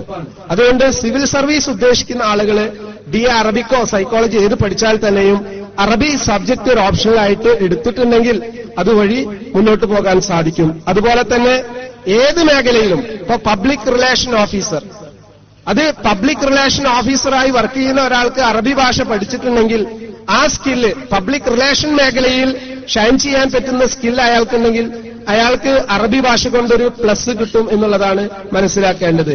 ടീച്ചിങ് മേഖലയിൽ നേരത്തെ ജൗഹർ സാർ സൂചിപ്പിച്ചതുപോലെ നെറ്റ് ക്വാളിഫൈ ചെയ്താൽ അവിടെ പണമൊന്നും കൊടുക്കേണ്ട ആവശ്യമില്ല. ഏതൊരു മത്സര പരീക്ഷയിലും നന്നായിട്ട് ആത്മാർത്ഥമായി നമ്മൾ പരിശ്രമിക്കുകയാണെങ്കിൽ പണം കൊടുക്കാതെ തന്നെ നമ്മുടെ പെർഫോമൻസ് കൊണ്ട് നമുക്ക് നേട്ടം വരിക്കാൻ സാധിക്കും. അതുകൊണ്ട് എന്റെ പ്രിയപ്പെട്ട രക്ഷിതാക്കളോടും കുട്ടികളോടും എനിക്ക് ഉണർത്താനുള്ളത്, രണ്ട് മെച്ചമാണ് അറബി ഭാഷക്കുള്ളത്. ഒന്ന് ദുനിയാവ് കിട്ടും, രണ്ട് ആഖിറത്ത് കിട്ടും. ചില കോഴ്സുകൾക്ക് പോയാൽ ദുനിയാവ് കിട്ടും, ആഖിറത്ത് നഷ്ടപ്പെടും. പ്രത്യേകിച്ച് നേരത്തെ ബാബു സാർ പറഞ്ഞതുപോലെ പെൺകുട്ടികളെ സംബന്ധിച്ചിടത്തോളം ഏറ്റവും നല്ല ചോയ്സ് എന്ന് പറയുന്നത് അധ്യാപിക ആവുക എന്നുള്ളത് തന്നെയാണ്. കാരണം അധ്യാപനത്തിൽ കൂടി ഒന്ന് സ്വന്തം നോളജ് അക്വയർ ചെയ്യാൻ സാധിക്കും, രണ്ട് സ്വന്തം മക്കളെ പഠിപ്പിക്കാൻ പറ്റും. ഒരു പെൺകുട്ടി പഠിക്കുകയാണെങ്കിൽ അത് സ്വന്തം കുടുംബത്തിന് ഒരു ഭദ്രത കൈവരിക്കാനും നല്ല ശിക്ഷണം നൽകാനും സഹായകമാകും. അതുകൊണ്ട് പെൺകുട്ടികൾ പ്രത്യേകിച്ച് ചൂസ് ചെയ്യേണ്ടത് എഞ്ചിനീയറിംഗ് ഒന്നുമല്ല. കാരണം എഞ്ചിനീയറിംഗ് ചൂസ് ചെയ്ത ഒരുപാട് കുട്ടികൾ വെറുതെ നിൽക്കുന്നുണ്ട്. എന്നാൽ അറബി ഭാഷ പഠിച്ച ഡിഗ്രി അല്ലെങ്കിൽ പോസ്റ്റ് ഗ്രാജുവേഷൻ കംപ്ലീറ്റ് ചെയ്ത ഒരാളും വെറുതെ നിൽക്കുന്നില്ല. അപ്പൊ ഈ അടുത്ത് ആരംഭിച്ചിട്ടുള്ള പീസ് പബ്ലിക് സ്കൂള്, നമുക്കറിയാം പീസ് സ്കൂളുകളിൽ ഒക്കെ തന്നെ പോസ്റ്റിംഗ് ഉണ്ട്. അവിടെ തന്നെ ചോദിക്കുന്നത് അറബി ഭാഷ അറിയോ, ഇംഗ്ലീഷ് ഭാഷ അറിയുമോ. അതുകൊണ്ട് ആ മേഖലയിൽ ശ്രദ്ധ വെക്കണം എന്ന് പ്രത്യേകമായി ഉണർത്തുന്നു. അതുപോലെ തന്നെ മലയാള ഭാഷ, ഇപ്പൊ ഈ സിവിൽ സർവീസിൽ റാങ്ക് വാങ്ങിയിട്ടുള്ള കുട്ടികളുടെ ഓപ്ഷനിൽ ആയി അവരെടുത്തിട്ടുള്ളത് മലയാളമാണ് എന്ന് പത്രത്തിൽ കൂടി അറിയാൻ സാധിച്ചു. മലയാള ഭാഷ ഇപ്പൊ അലിഗഡ് മുസ്ലിം യൂണിവേഴ്സിറ്റിയിലൊക്കെ പ്രത്യേകമായി മലയാള ഡിപ്പാർട്ട്മെന്റ് ഉണ്ട്. അവിടെയൊക്കെ പോസ്റ്റുകൾ വാക്കന്റ് ആണ്. അതായത് സ്റ്റൈപ്പൻഡോടുകൂടി പഠിക്കാനുള്ള അവസരങ്ങൾ അലിഗഡ് മുസ്ലിം സർവകലാശാലയിലുണ്ട്. പക്ഷെ പലപ്പോഴും നമ്മുടെ ഇവിടെ നിന്ന് കുട്ടികൾ അവിടെ എത്തുന്നില്ല. അതുകൊണ്ട് ഏത് ഭാഷയും സാധ്യതയുള്ളതാണ് എന്ന് അറിയിക്കുന്നു.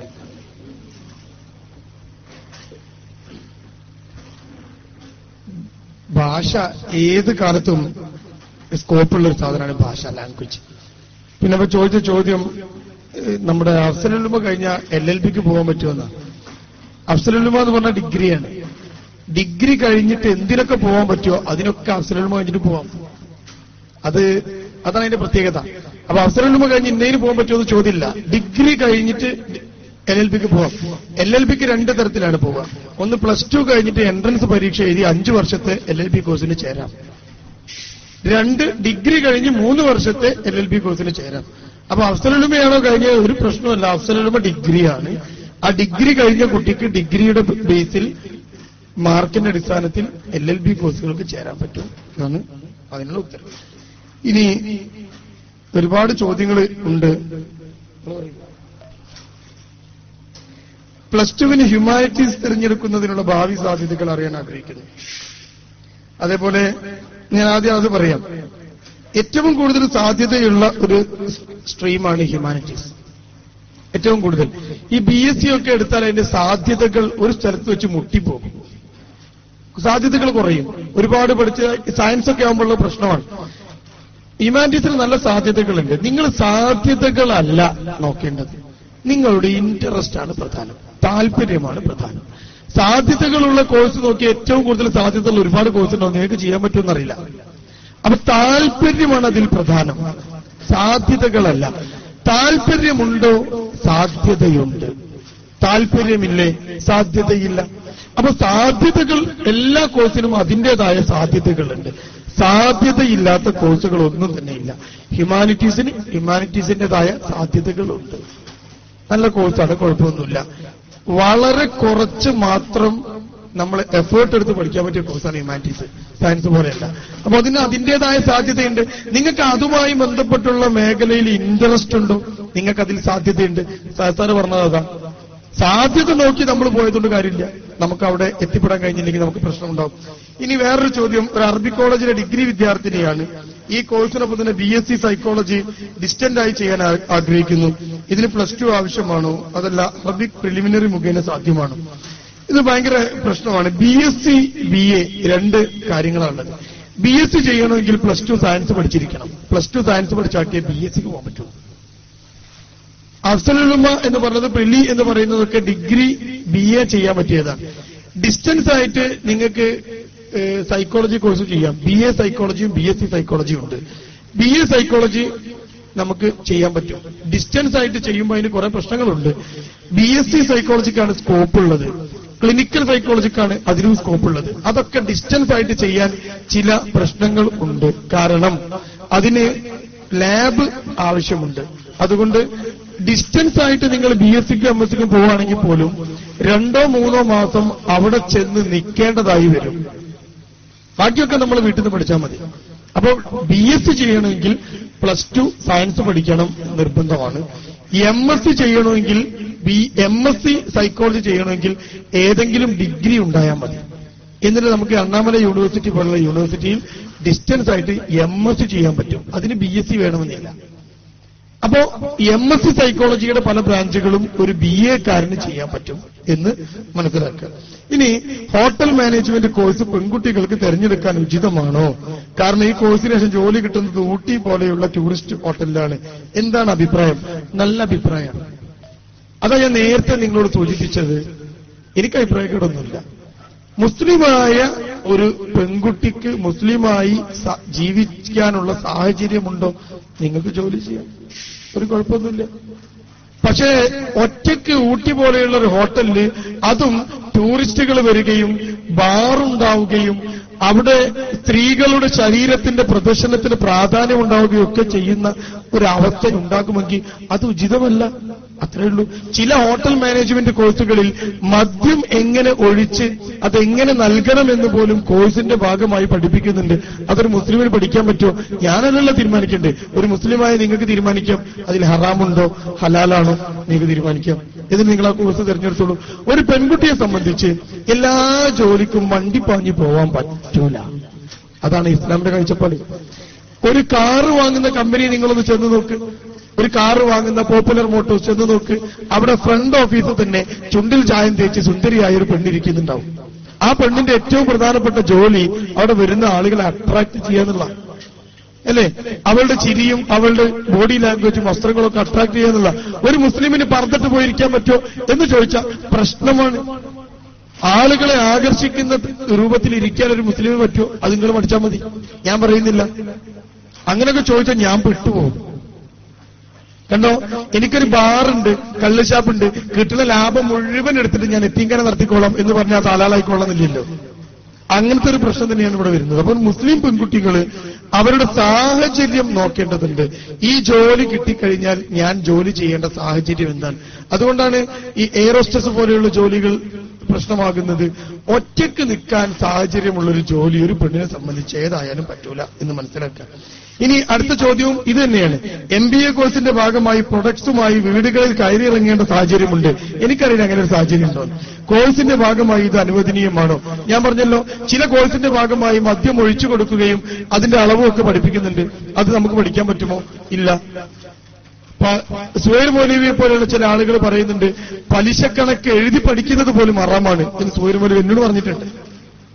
അപ്പൊ ബികോം പഠിക്കുമ്പോ സാങ്കല്പികമായെങ്കിലും പലിശക്കണക്കുകളും കൂട്ടുപലിശയും എഴുതി പഠിക്കേണ്ടതായി ഒരു കുട്ടി വരും. അത് ഹറാമാണ് ജൗഹർ എന്ന് സുഹൈർ മൗലവി എന്നോട് നേരിട്ട് പറഞ്ഞിട്ടുണ്ട്. അപ്പൊ നിങ്ങൾ ആലോചിച്ച് നോക്കുക, അത്തരം അഭിപ്രായമുള്ള പണ്ഡിതന്മാരുണ്ട്. അപ്പോ നമ്മൾ പഠിക്കുമ്പോൾ അതിന്റെ ഭാഗമായി ഒരു മുസ്ലിം പെൺകുട്ടിക്ക് ചെയ്യാൻ പറ്റാത്ത ഇപ്പോ എന്തിനാ നമ്മൾ അതിലേക്കൊക്കെ പോകുന്നത്? ഞാനൊരു കോഴ്സിന് ചേർന്നു.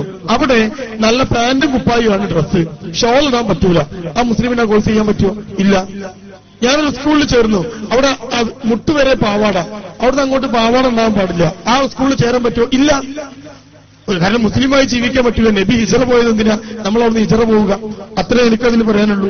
ഇനി നോക്കൂ, SLC യോഗ്യത അടിസ്ഥാനമാക്കി ഹോമിയോ ഫാർമസി ചെയ്യാൻ കഴിയുമോ? കഴിയും.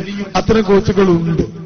ഹോമിയോ ഫാർമസി കോഴ്സുകൾ ഉണ്ട്, പ്രൈവറ്റ് ആയിട്ട് പല കോഴ്സുകളും ഉണ്ട്. 6 മാസം മുതൽ 1 കൊല്ലം വരെയുള്ള ഡിപ്ലോമ കോഴ്സുകളൊക്കെ നിലവിലുണ്ട്. അത്തരം കോഴ്സുകളെ കുറിച്ച് അന്വേഷിച്ച് കണ്ടെത്തുക ഉണ്ട് എന്ന് തന്നെയാണ് പറയാനുള്ളത്. പരസ്യ മേഖലയിലേക്ക് കടന്നു ചെല്ലാൻ ആഗ്രഹിക്കുന്ന ഒരു വ്യക്തിയാണ് ഞാൻ. കോഴ്സിനെ പറ്റി കൂടുതൽ അറിയാൻ താല്പര്യപ്പെടുന്നു. ഇതിന്റെ ഇസ്ലാമിക വശങ്ങൾ എന്തെല്ലാം? ഇതിലും എനിക്ക് ഉത്തരം പറയാനുള്ളത് തന്നെയാണ്. അതിന് ഇസ്ലാമികമായതെന്തോ അത് നമുക്ക് ചെയ്യാൻ പറ്റും. പരസ്യവുമായി ബന്ധപ്പെട്ട് ടിവിയിൽ നമ്മൾ കാണുന്ന പരസ്യം നമുക്ക് ചെയ്യാൻ പറ്റുമോ? അത് നിങ്ങളാണ് ആലോചിക്കേണ്ടത്. അഭിനയവും പെണ്ണുങ്ങളുടെ ശരീരവും ഒക്കെ വെച്ച് ഒരു ദൃശ്യമാധ്യമത്തിലെ ഒരു പരസ്യം നമുക്ക് ചെയ്യാൻ പറ്റുമോ? ഇനി നമ്മുടെ നാട്ടിലൊക്കെ കാണുന്ന ടെക്സ്റ്റൈൽസുകള്, ജ്വല്ലറികള്, അതിന്റെയൊക്കെ പരസ്യത്തിലുള്ള പെണ്ണുങ്ങള്, അത്തരം ഫോട്ടോകൾ വെച്ച് പരസ്യം ചെയ്യാൻ പറ്റുമോ? അതൊക്കെ തീരുമാനിക്കേണ്ടത് ആ വ്യക്തിയാണ്. മറിച്ച് എന്റെ തൊട്ട് പിറകിൽ കാണുന്ന ഫ്ലക്സ് ബോർഡ് അടിച്ചതും ഒരു അഡ്വർടൈസ്മെന്റുമായി ബന്ധപ്പെട്ടതാണ്. അത്തരത്തിലുള്ള കാര്യങ്ങൾ ചെയ്യാൻ പറ്റുമോ? നിങ്ങളാ തീരുമാനിക്കേണ്ടത്. അപ്പൊ ഏത് ജോലിയിലും ബാബു സാർ പറഞ്ഞ ഏറ്റവും നല്ല ജോലിയായിട്ട് നമുക്ക് തിരഞ്ഞെടുക്കാൻ പറ്റിയ സാധനം അധ്യാപനം. അധ്യാപകനായിട്ട് കാര്യമുണ്ട്. അധ്യാപനം തന്നെ നമുക്ക് ഹലാലായി ഹറാമോയും ചെയ്തൂടെ? ഏത് ജോലിയും നമുക്ക് ഹലാലായി ഹറാമോയും ചെയ്യാം. അപ്പോ പരസ്യ മേഖലയിലെ ഹറാമിന്റെ വശങ്ങൾ ഒഴിവാക്കിയിട്ട് നിങ്ങൾക്ക് നിൽക്കാൻ കഴിയുമെങ്കിൽ നിങ്ങൾക്ക് ആ ജോലി തിരഞ്ഞെടുക്കാം. അതിനും ഒരുപാട് കോഴ്സുകളുണ്ട്. പരസ്യങ്ങൾ സംവിധാനം ചെയ്യുന്നതുമായി ബന്ധപ്പെട്ട കോഴ്സുകൾ, ഗ്രാഫിക് ഡിസൈനിങ് പോലെയുള്ള കോഴ്സുകൾ. അത് ഒരു മുസ്ലിമായി നിന്നുകൊണ്ട് ചെയ്യാൻ പറ്റുമെങ്കിൽ നിങ്ങൾക്ക് തിരഞ്ഞെടുക്കാം. ഇനി പത്രപ്രവർത്തന മേഖല പെൺകുട്ടികളെ സംബന്ധിച്ചിടത്തോളം എത്ര ഫലപ്രദമാകും? കുഴപ്പമൊന്നുമില്ല. നോക്കേണ്ടത് ഞാൻ നേരത്തെ പറഞ്ഞ പോലെ സാഹചര്യമാണ്. പത്രപ്രവർത്തന മേഖല 2 ഉണ്ട്. ദൃശ്യമാധ്യമങ്ങളുണ്ട്. അതല്ലാതെ നമ്മുടെ എഴുത്ത് പത്രം പോലെയുള്ള മാഗസിൻ പോലെയുള്ള മാധ്യമങ്ങളുണ്ട്. ചില സ്ഥലങ്ങളിൽ നമുക്ക് ഓഫീസ് വർക്കൊക്കെ കിട്ടും. ഓഫീസ് വർക്കുകൾ അതൊക്കെ ചെയ്യുന്നതിന് മുസ്ലിമിന് പ്രശ്നമൊന്നുമില്ല. പക്ഷെ മിക്ക ഫ്രീലാൻസ് ഒക്കെ ആയിട്ട് ചെയ്യുന്ന ആളുകളുണ്ട്. അതിന് കുഴപ്പമൊന്നുമില്ല. സാഹചര്യം ശരിയാണോ എന്ന് മാത്രം നോക്കുക. പത്രപ്രവർത്തനത്തിന് നിങ്ങൾ PG, BA കഴിഞ്ഞ, BSc കഴിഞ്ഞ കുട്ടികൾക്ക് പ്രസ് ക്ലബ്ബ് നടത്തുന്ന ഒരു post graduate diploma in journalism, PGDJ എന്ന് പറയുന്ന കോഴ്സുണ്ട്. Post graduate diploma in journalism. അതൊരു ഡിപ്ലോമ കോഴ്സാണ്, PG ഡിപ്ലോമയാണ്. ആ ഡിപ്ലോമ ചെയ്താൽ നിങ്ങൾക്ക് നേരെ പത്രപ്രവർത്തനത്തിലേക്ക് കയറാനൊക്കെ പറ്റും. അല്ലെങ്കിൽ സോഷ്യോളജി കഴിഞ്ഞ കുട്ടികൾക്ക് ഈ പത്രപ്രവർത്തനവുമായി ബന്ധപ്പെട്ട് ഒരുപാട് കോഴ്സുകൾ ചെയ്യാൻ പറ്റും. അപ്പോ നിങ്ങൾ നോക്കേണ്ടത് ഈ കോഴ്സ് കഴിഞ്ഞിട്ട് എന്ത് ജോലി എനിക്ക് കിട്ടും, ഒരു മുസ്ലിമായിട്ട് ഒരു മുസ്ലിം പെൺകുട്ടിയായി ഇരുത്ത് ചെയ്യാൻ പറ്റിയ ജോലിയാണോ കിട്ടുക എന്ന് നോക്കണം. പിന്നെ അടുത്തൊരു ചോദ്യം, മനോഹരമായൊരു ചോദ്യമുണ്ട്, മനുഷ്യനെ സുയിപ്പാക്കാനുള്ള ചോദ്യമാണ്. പെൺകുട്ടികൾ വിദേശത്ത് പോയി തനിച്ചു പഠിക്കുന്നതിലും ജോലി ചെയ്യുന്നതും പലരും വിലക്കുന്ന ഒരു പ്രവണതയുണ്ട്. എന്നാൽ അറിവ് നേടാൻ നിങ്ങൾ ചൈനയിൽ പോയെങ്കിലും അത് നേടണമെന്ന് പ്രവാചകന്റെ അധ്യാപനമുണ്ട്. ഇതിന്റെ അടിസ്ഥാനത്തിൽ ഒന്ന് വ്യാഖ്യാനിക്കാം. ഹദീസ് സഹിയാണോ എന്നുള്ള കാര്യത്തിൽ പല പ്രശ്നങ്ങളുണ്ട്. ഞാൻ ഹദീസിന്റെ സഹിയും വൈഫും ഒന്നും കിടക്കുന്നില്ല. അങ്ങനത്തെ ചർച്ചകളൊക്കെ ഇഷ്ടം പോലെ വേറെ നടക്കുന്നുണ്ട്. നിങ്ങൾ അവിടെ പോയി കേൾക്കുക. പക്ഷേ പ്രവാചകൻ ചൈനയിൽ പോയിട്ട് പഠിച്ചോ എന്ന് പറഞ്ഞു എന്ന് കരുതിയിട്ട് ഒരു പെൺകുട്ടിക്ക് കെട്ടും കെട്ടി ചൈനയ്ക്ക് പോകാൻ പറ്റില്ലല്ലോ. പ്രവാചകൻ, നമ്മുടെ ഏറ്റവും പ്രധാനപ്പെട്ട പ്രശ്നം അതാണ്. ഹദീസിന്റെയും ഖുർആാനിന്റെ ഒക്കെ ഒരു കഷ്ണം എടുത്തിട്ട് നമ്മൾ ആവശ്യത്തിനാകും വേണ്ടി ഉപയോഗിക്കും. അങ്ങനെ ഒരു പ്രവണത പറ്റൂലല്ലോ. അപ്പോ പെൺകുട്ടികൾക്ക് ഒറ്റയ്ക്ക് യാത്ര ചെയ്യാൻ, ഒറ്റയ്ക്ക് ആ സാഹചര്യമില്ലാത്തൊരു സ്ഥലത്ത് ഒറ്റയ്ക്ക് താമസിക്കാൻ, ഒറ്റയ്ക്ക് നിൽക്കാൻ, ഇതൊക്കെ ഇസ്ലാം വിലക്ക് ഏർപ്പെടുത്തിയിട്ടുണ്ട്. അതിൻ്റെതായ ന്യായങ്ങളും കാരണങ്ങളും ഒക്കെ ഇസ്ലാമിലുണ്ട്. അതുകൊണ്ട് വിദേശത്തൊക്കെ പോയിട്ട് ഒറ്റയ്ക്ക് നിന്നുകൊണ്ട് പഠിക്കാൻ എന്തായാലും ഒരുക്കുക. അപ്പോ പെൺകുട്ടികൾക്ക് വിദേശത്ത് പോയി സ്വദേശത്ത് തന്നെ ഇഷ്ടംപോലെ ചാൻസ് ഉണ്ടല്ലോ, അത് നമുക്ക് ഉപയോഗപ്പെടുത്താം. ഇനി ഭർത്താവിന്റെ കൂടെ വിദേശത്ത് താമസിക്കുന്ന ഒരു പെണ്ണിന് ഭർത്താവിന്റെ അടുത്ത് നിന്നുകൊണ്ട് അവിടെ പഠിക്കാൻ പറ്റും. ഉപ്പ വിദേശത്താണെങ്കിൽ അവിടെ നിന്നുകൊണ്ട് പെണ്ണിന് പഠിക്കാൻ പറ്റും. അതിന് വിദേശത്ത് പഠിക്കുന്നതിന് പ്രശ്നമൊന്നുമില്ല. ഒറ്റയ്ക്ക് തനിച്ചിരിക്കുക എന്ന സാഹചര്യമാണ് പ്രശ്നം എന്ന് എന്റെ പ്രിയപ്പെട്ട സഹോദരിമാര് മനസ്സിലാക്കുക. ഇനി എന്തെങ്കിലും ഉണ്ടെങ്കിൽ എഴുതി തരാം, അല്ലെങ്കിൽ ചോദിക്കാം. സാർ പറയും. പ്രവാചകൻ സല്ലല്ലാഹു അലൈഹി വസല്ലം പറഞ്ഞ ഒരു കാര്യം നിങ്ങളുടെ ഓർമ്മയിൽ ഉണ്ടാവുന്നത് നന്നായിരിക്കും. ഹലാല് വ്യക്തമാണ്, ഹറാമും വ്യക്തമാണ്. അതിന്റെ ഇടയില് സംശയമുണ്ടാക്കുന്ന ചില കാര്യങ്ങളുണ്ട്. അപ്പൊ ഒരു വിശ്വാസിയുടെ ബാധ്യത എന്ന് പറയുന്നത് ഹലാലിലേക്ക് നമ്മൾ കയറുകയും ഹറാം ഉപേക്ഷിക്കുകയും ചെയ്യുക, സംശയമുണ്ടാക്കുന്നതിൽ നിന്ന് മാറി നിൽക്കുക. ഇതാണ് ബേസിക്കലി നമ്മൾ മനസ്സിലാക്കേണ്ടത്. തിന്മയെക്കുറിച്ച് പ്രവാചകൻ സല്ലല്ലാഹു അലൈഹി വസല്ലമയോട് ചോദിച്ചപ്പോ റസൂൽ സല്ലല്ലാഹു അലൈഹി വസല്ലം പറഞ്ഞ മറുപടി മാഹക ഫി സ്വദരിക, നിന്റെ നെഞ്ചിനകത്ത് ചൊറിച്ചിലുണ്ടാക്കുന്നതാണ് തിന്മ. അപ്പോ അത് കരിയർ ആണെങ്കിലും മറ്റു മേഖലയാണെങ്കിലും ഒക്കെ തന്നെ കരിയറിൽ ഇസ്ലാം അനുവദിക്കാത്ത ഒരു കാര്യം തെരഞ്ഞെടുക്കുക എന്നുള്ളത് വിശ്വാസിക്ക് ഭൂഷണമല്ല. അതുകൊണ്ട് മനസ്സിന് ചൊറിച്ചിലുണ്ടാക്കുന്ന തെറ്റാണ് എന്ന് നമ്മുടെ മനസ്സ് തന്നെ, നമ്മുടെ മനസ്സാക്ഷി തന്നെ നമ്മോട് പറയുന്ന ഒരു കാര്യം ചൂസ് ചെയ്യാൻ നമ്മൾ പോവേണ്ടതില്ല. ഒരു ഉദാഹരണമായി വിവരിച്ചിരിക്കുന്നത്, ഒരു നാക്കാലിയെ ഒരു ഹിമയുടെ ഒരു അതിർവരമ്പിന്റെ അടുത്ത് വേലിയുടെ അടുത്ത് കെട്ടിയിട്ടുണ്ട്. വേലിയുടെ അപ്പുറത്ത് ഇഷ്ടം പോലെ പുല്ലുകളുണ്ട്, അത് സമൃദ്ധമായി വളർന്നുകൊണ്ടിരിക്കുകയാണ്. അപ്പോ ഇയാള് നാക്കാലിയെ അനുവദിച്ച ഒരു സ്ഥലത്താണ് കെട്ടിയിരിക്കുന്നത്. പക്ഷെ ആ വേലിയുടെ അപ്പുറത്തുള്ള പുല്ലിന്റെ അടുത്തേക്ക് നാക്കാലി കഴുത്തിട്ടിട്ടുണ്ടെങ്കിൽ സ്വാഭാവികമായി ഹറാമായിട്ടുള്ള അന്യന്റെ മുതലായിരിക്കും ഇത് ഭക്ഷിക്കുന്നത്. ഇതുപോലെയാണ് ഹലാലും ഹറാമും. സമൃദ്ധമായി വളരുന്ന ഹറാമുകളുടെ അടുത്ത് പോയി നമ്മൾ നിന്നാൽ ഓട്ടോമാറ്റിക്കലി നമ്മൾ അപ്പുറത്തേക്ക് പോകും. AP അബ്ദുൽ ഖാദർ മൗലവി ഒരു കഥ പറഞ്ഞതാണ് എനിക്ക് ഓർമ്മ വരുന്നത്. ഒരു പ്രദേശത്ത് ഒരു സംഗതി നടക്കുമ്പോ കുറെ ആളുകൾ ഒരാളെ അപ്പുറത്ത് നടക്കുന്നത് എന്താണെന്ന് അറിയാൻ വേണ്ടിയിട്ട് ഒരാളുടെ മുകളിൽ വേറൊരാളെ, അയാളുടെ മുകളിൽ വേറൊരാളെ അങ്ങനെ വെച്ചിട്ട് ഇതൊന്ന് നോക്ക് അവിടെ അപ്പുറത്ത് എന്താ നടക്കുന്നത് നോക്കാൻ. അങ്ങനെ ഇയാളെ കയറ്റിയിട്ട് അപ്പുറത്തേക്ക് നോക്കുന്ന സമയത്ത് അവിടെ ആകെ ബഹളം നടക്കുന്നത് മാത്രം ഇവിടുന്ന് കേൾക്കുന്നത്. കുറെ കഴിഞ്ഞപ്പോ അയാൾ അപ്പുറത്തേക്ക് ഒരൊറ്റ ചാട്ടം. ഇയാളെ ശരിക്ക് പൊന്തിച്ച് കയറ്റിയത് എന്തിനാന്ന് വെച്ചാല് അവിടെ നടക്കുന്നത് എന്താണ് നോക്കിയിട്ട് വിവരം ഇവർക്ക് കൊടുക്കാനാണ്. ഇതുപോലെ ആയിരിക്കും ഹറാമായിട്ടുള്ള കാര്യങ്ങളിൽ എത്തുന്ന സമയത്ത് മനസ്സെന്താണ് ഇന്നൻ നഫ്സല അമ്മ മനുഷ്യന്റെ മനസ്സ് എന്ന് പറയുന്നത് തെറ്റ് ചെയ്യാൻ നിരന്തരം പ്രേരിപ്പിക്കപ്പെടുന്നതാണ്. അതുകൊണ്ട് നമ്മൾ അത്തരം ഏരിയയിലേക്ക് പോവാതിരിക്കുന്നതായിരിക്കും ഏറ്റവും അഭികാമ്യം. ഹോട്ടൽ മാനേജ്മെന്റുമായി ബന്ധപ്പെട്ട വിഷയം അങ്ങനെ തന്നെയാണ്. അവിടെ ഈ മദ്യം എങ്ങനെ പ്രിപ്പയർ ചെയ്യുക എന്നുള്ളത് അതിലൊരു പേപ്പറാണ്. അത് വിശ്വാസിക്ക് ചെയ്യാൻ പറ്റുമോ? പാടില്ല. അതുകൊണ്ട് അവിടേക്ക് പോകണ്ട. ബാക്കി ഹലാലായ ഒരുപാട് കോഴ്സ് വേറുണ്ടല്ലോ, നമ്മൾ അത് ചെയ്താൽ മതി. അസ്സലാമു അലൈക്കും. അനിവാര്യമായി എന്തെങ്കിലും ചോദ്യം ഉണ്ടെങ്കിൽ 2 ചോദ്യത്തിന് കൂടിയുള്ള അവസരം നമ്മുടെ മുന്നിലുണ്ട്.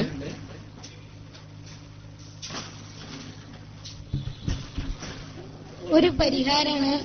നമ്മള് അടുത്തൊരാള് നെറ്റ് എക്സാം എഴുതി റിസൾട്ട് വന്ന് അപ്പൊ പാസ്സായി എന്ന് പറഞ്ഞ് പിന്നെ കുറച്ച് കഴിഞ്ഞപ്പം UGCന്റെ കട്ട് ഓഫ് മാർക്ക് വർദ്ധിപ്പിച്ചു എന്ന് പറഞ്ഞത് എന്തായി? അപ്പൊ അയാള് പുറത്തായി, ക്വാളിഫൈ ചെയ്യാൻ പറ്റില്ല. അപ്പൊ കോടതിയിൽ പോയി അപ്പം അതിന് ന്യായം നമുക്ക് അനുകൂലമായ വിധി കിട്ടുമോ കിട്ടൂലേ?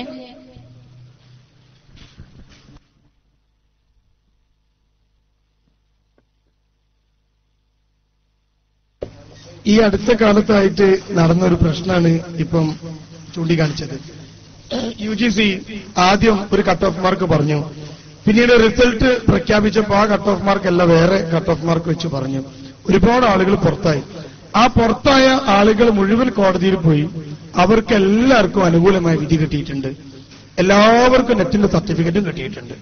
അപ്പോ കോടതി പറഞ്ഞത് പരീക്ഷ നടത്തുമ്പോ നിങ്ങൾ പറഞ്ഞ കട്ട് ഓഫ് എന്താണോ അത് വെച്ചിട്ട് മാർക്കുള്ള എല്ലാവർക്കും നിങ്ങൾ നെറ്റ് കൊടുക്കണമെന്നാണ്. ആ വിധിയിൽ ആ കട്ട് ഓഫ് മാർക്കുള്ള എല്ലാവർക്കും കിട്ടിയിട്ടുണ്ട്. അതിന്റെ ന്യായം അത് മാത്രമാണ്. പരീക്ഷ അത് വിളിക്കുമ്പോ അതിന് നമ്മൾ കൊടുക്കുന്ന കട്ട് ഓഫ് മാർക്കും റൂൾസും റെഗുലേഷനും എന്താണോ അതാണ് പരീക്ഷ നടന്നു കഴിഞ്ഞാൽ പുറത്തു വിടേണ്ടത് എന്ന് ഹൈക്കോടതി വിധിക്കുകയും ആ കട്ട് ഓഫ് മാർക്കിന് ഉള്ള ആളുകൾക്ക് മൊത്തം സർട്ടിഫിക്കറ്റ് 1 മാസത്തിനുള്ളിൽ അയച്ചു കൊടുക്കണമെന്ന് UGCയോട് നിർദ്ദേശിക്കുകയും UGC അതിന് അപ്പീൽ പോവാതെ അത് അങ്ങനെ അയച്ചു കൊടുക്കാൻ തീരുമാനിക്കുകയും ചെയ്തിട്ടുണ്ട്. അപ്പൊ അത് UGCയിലുണ്ടായ ചില സാങ്കേതികതയാണ്. അതിന് ഹൈക്കോടതി കൃത്യമായി ഒരു പരിഹാരം കണ്ടെത്തുകയും ആ കുട്ടികൾക്കൊക്കെ നെറ്റ് കിട്ടുകയും ചെയ്തിട്ടുണ്ട്.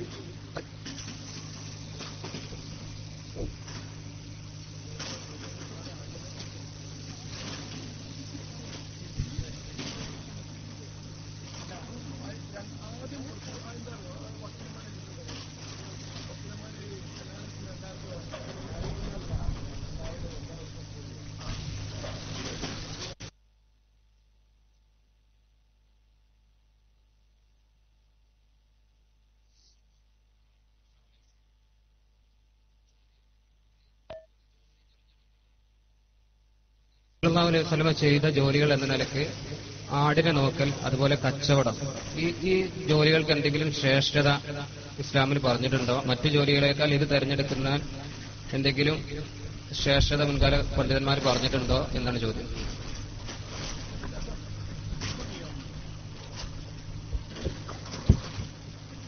അവിടെ നിങ്ങൾ ചോദിച്ച സംഗതി, ആടിനെ നോക്കുക എന്നുള്ളത് പ്രവാചകൻ സല്ലല്ലാഹു അലൈഹി വസല്ലം നിർവഹിച്ച ഒരു ജോലിയാണ്.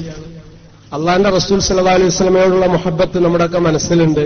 സ്വാഭാവികമായും ആടിനെ വളർത്തുക, ആടിനെ നോക്കുക എന്നൊക്കെ പറയുമ്പോൾ നല്ല ക്ഷമ ആവശ്യമായിട്ടുള്ള ഒരു ജോലിയാണ്.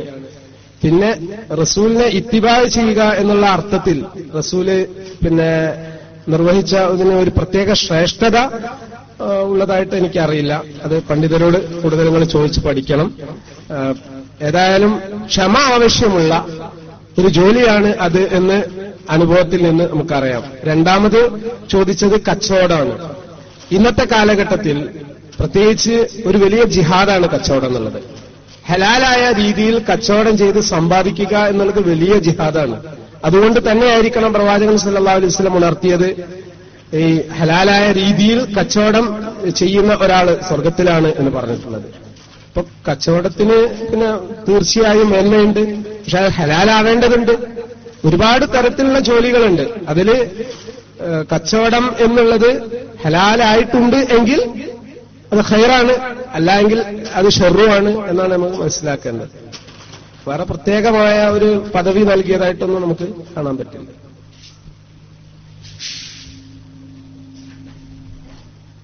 മതപരമായ വിഷയങ്ങൾ നിങ്ങൾ ഒന്നുകൂടി അതിന്റെ ഹദീസുകളും ഖുറാനിക ആയത്തുകളും ഒക്കെ ലഭ്യമാണ്. നമ്മളത് പഠിക്കണം. ഇത് കരിയർ മീറ്റ് ആയതുകൊണ്ട് അതിന്റെ ഫത്വ ഇവിടുന്ന് ചോദിച്ചിട്ട് ഈ സദസ്സിൽ നിന്ന് അതിന് ഫത്വ തന്നു എന്ന് ദയവായിട്ട് നിങ്ങൾ പറഞ്ഞു പോകരുത് എന്ന് ഉണർത്തുകയാണ്. ഈ നെറ്റ് എക്സാമിന്റെ നെഗറ്റീവ് മാർക്ക് എന്താണ്? പിന്നെ രണ്ടാമത് ഈ JRF എന്താണ്? പിന്നെ അതിന്റെ സ്റ്റഡി മെറ്റീരിയൽസ് എവിടെ കിട്ടുക?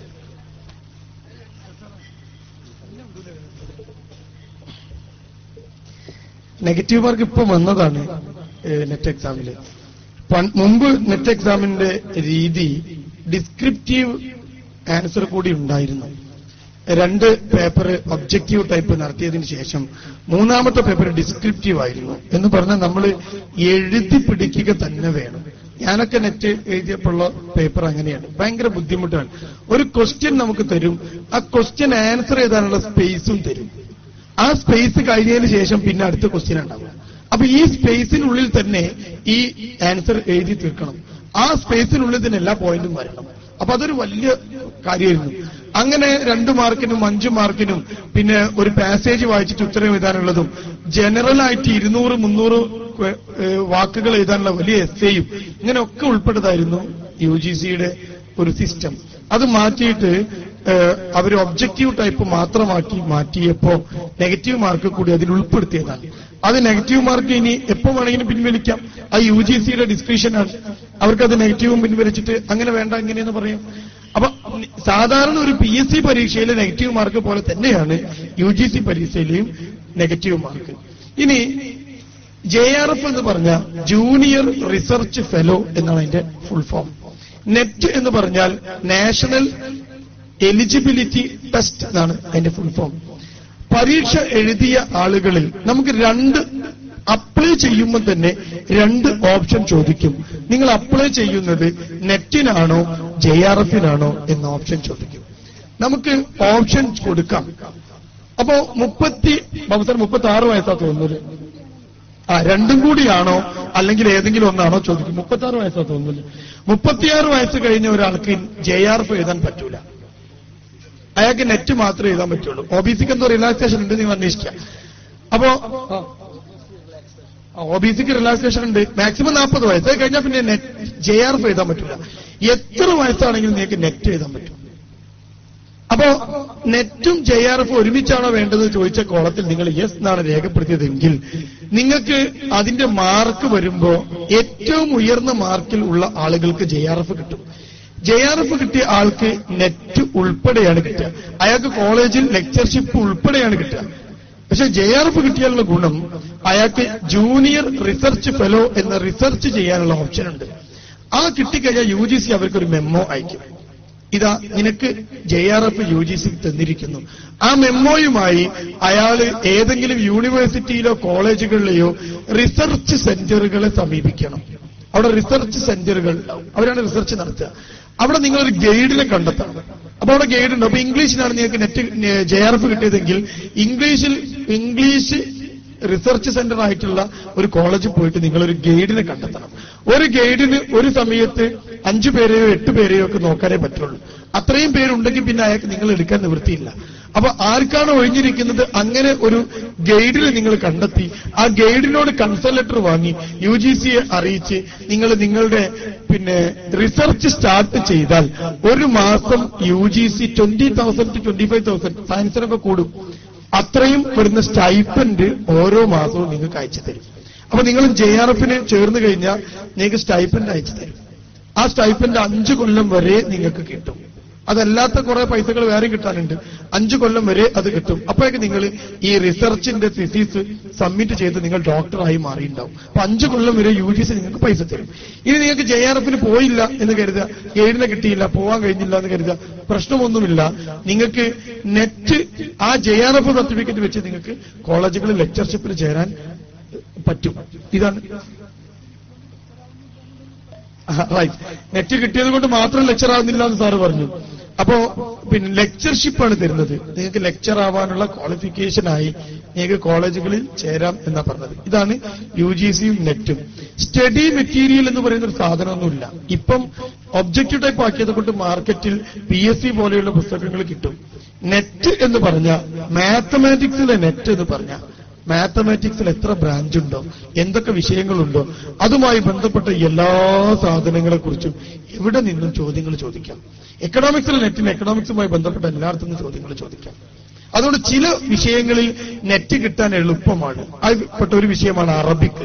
രണ്ടാമത്തെ വിഷയമാണ് എഡ്യൂക്കേഷൻ. കാരണം അതിനൊക്കെ വളരെ കുറച്ച് മാത്രമേ അതിന്റെ ബ്രാഞ്ചുകളുള്ളൂ. അതുകൊണ്ട് എളുപ്പമാണ്. അപ്പോ ഇതാണ് നെറ്റിന്റെയും JRFന്റെയും ഒരു സംക്ഷിപ്ത രൂപം.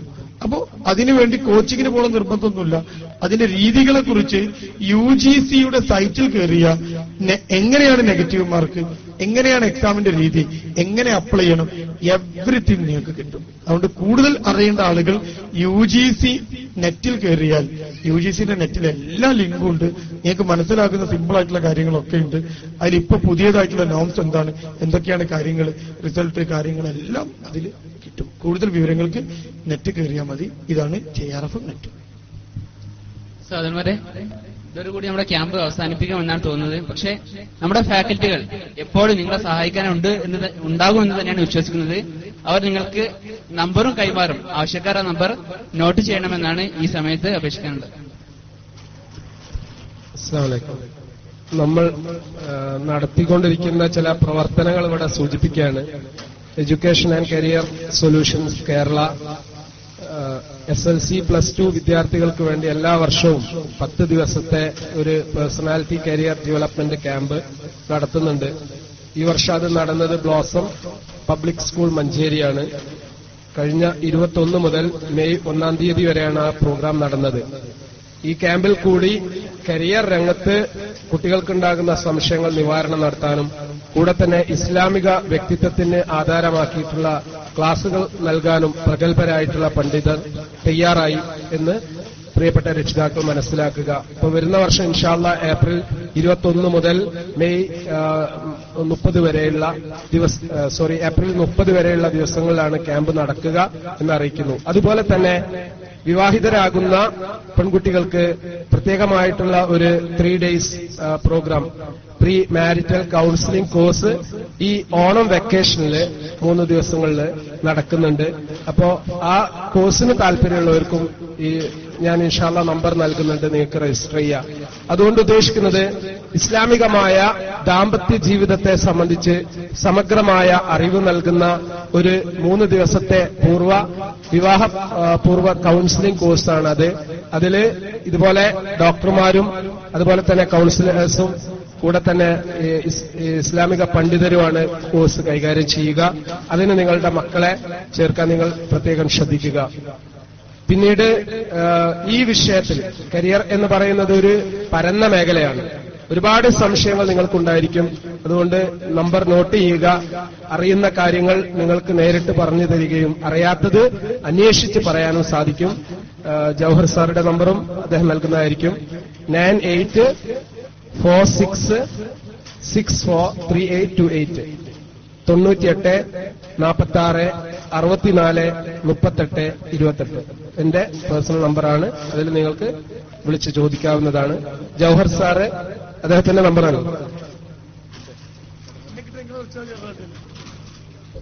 അസ്സലാമു എന്റെ പേര് ജൗഹർ മുനബീർ എന്നാണ്. ഞാൻ ഫറൂഖ് കോളേജിലെ BEd കോളേജിലെ അധ്യാപകനാണ്. നമ്പർ 9847154767. ഇതാണ് നമ്പർ. 9847154767. ശരി, അസ്സലാമു അലൈക്കും.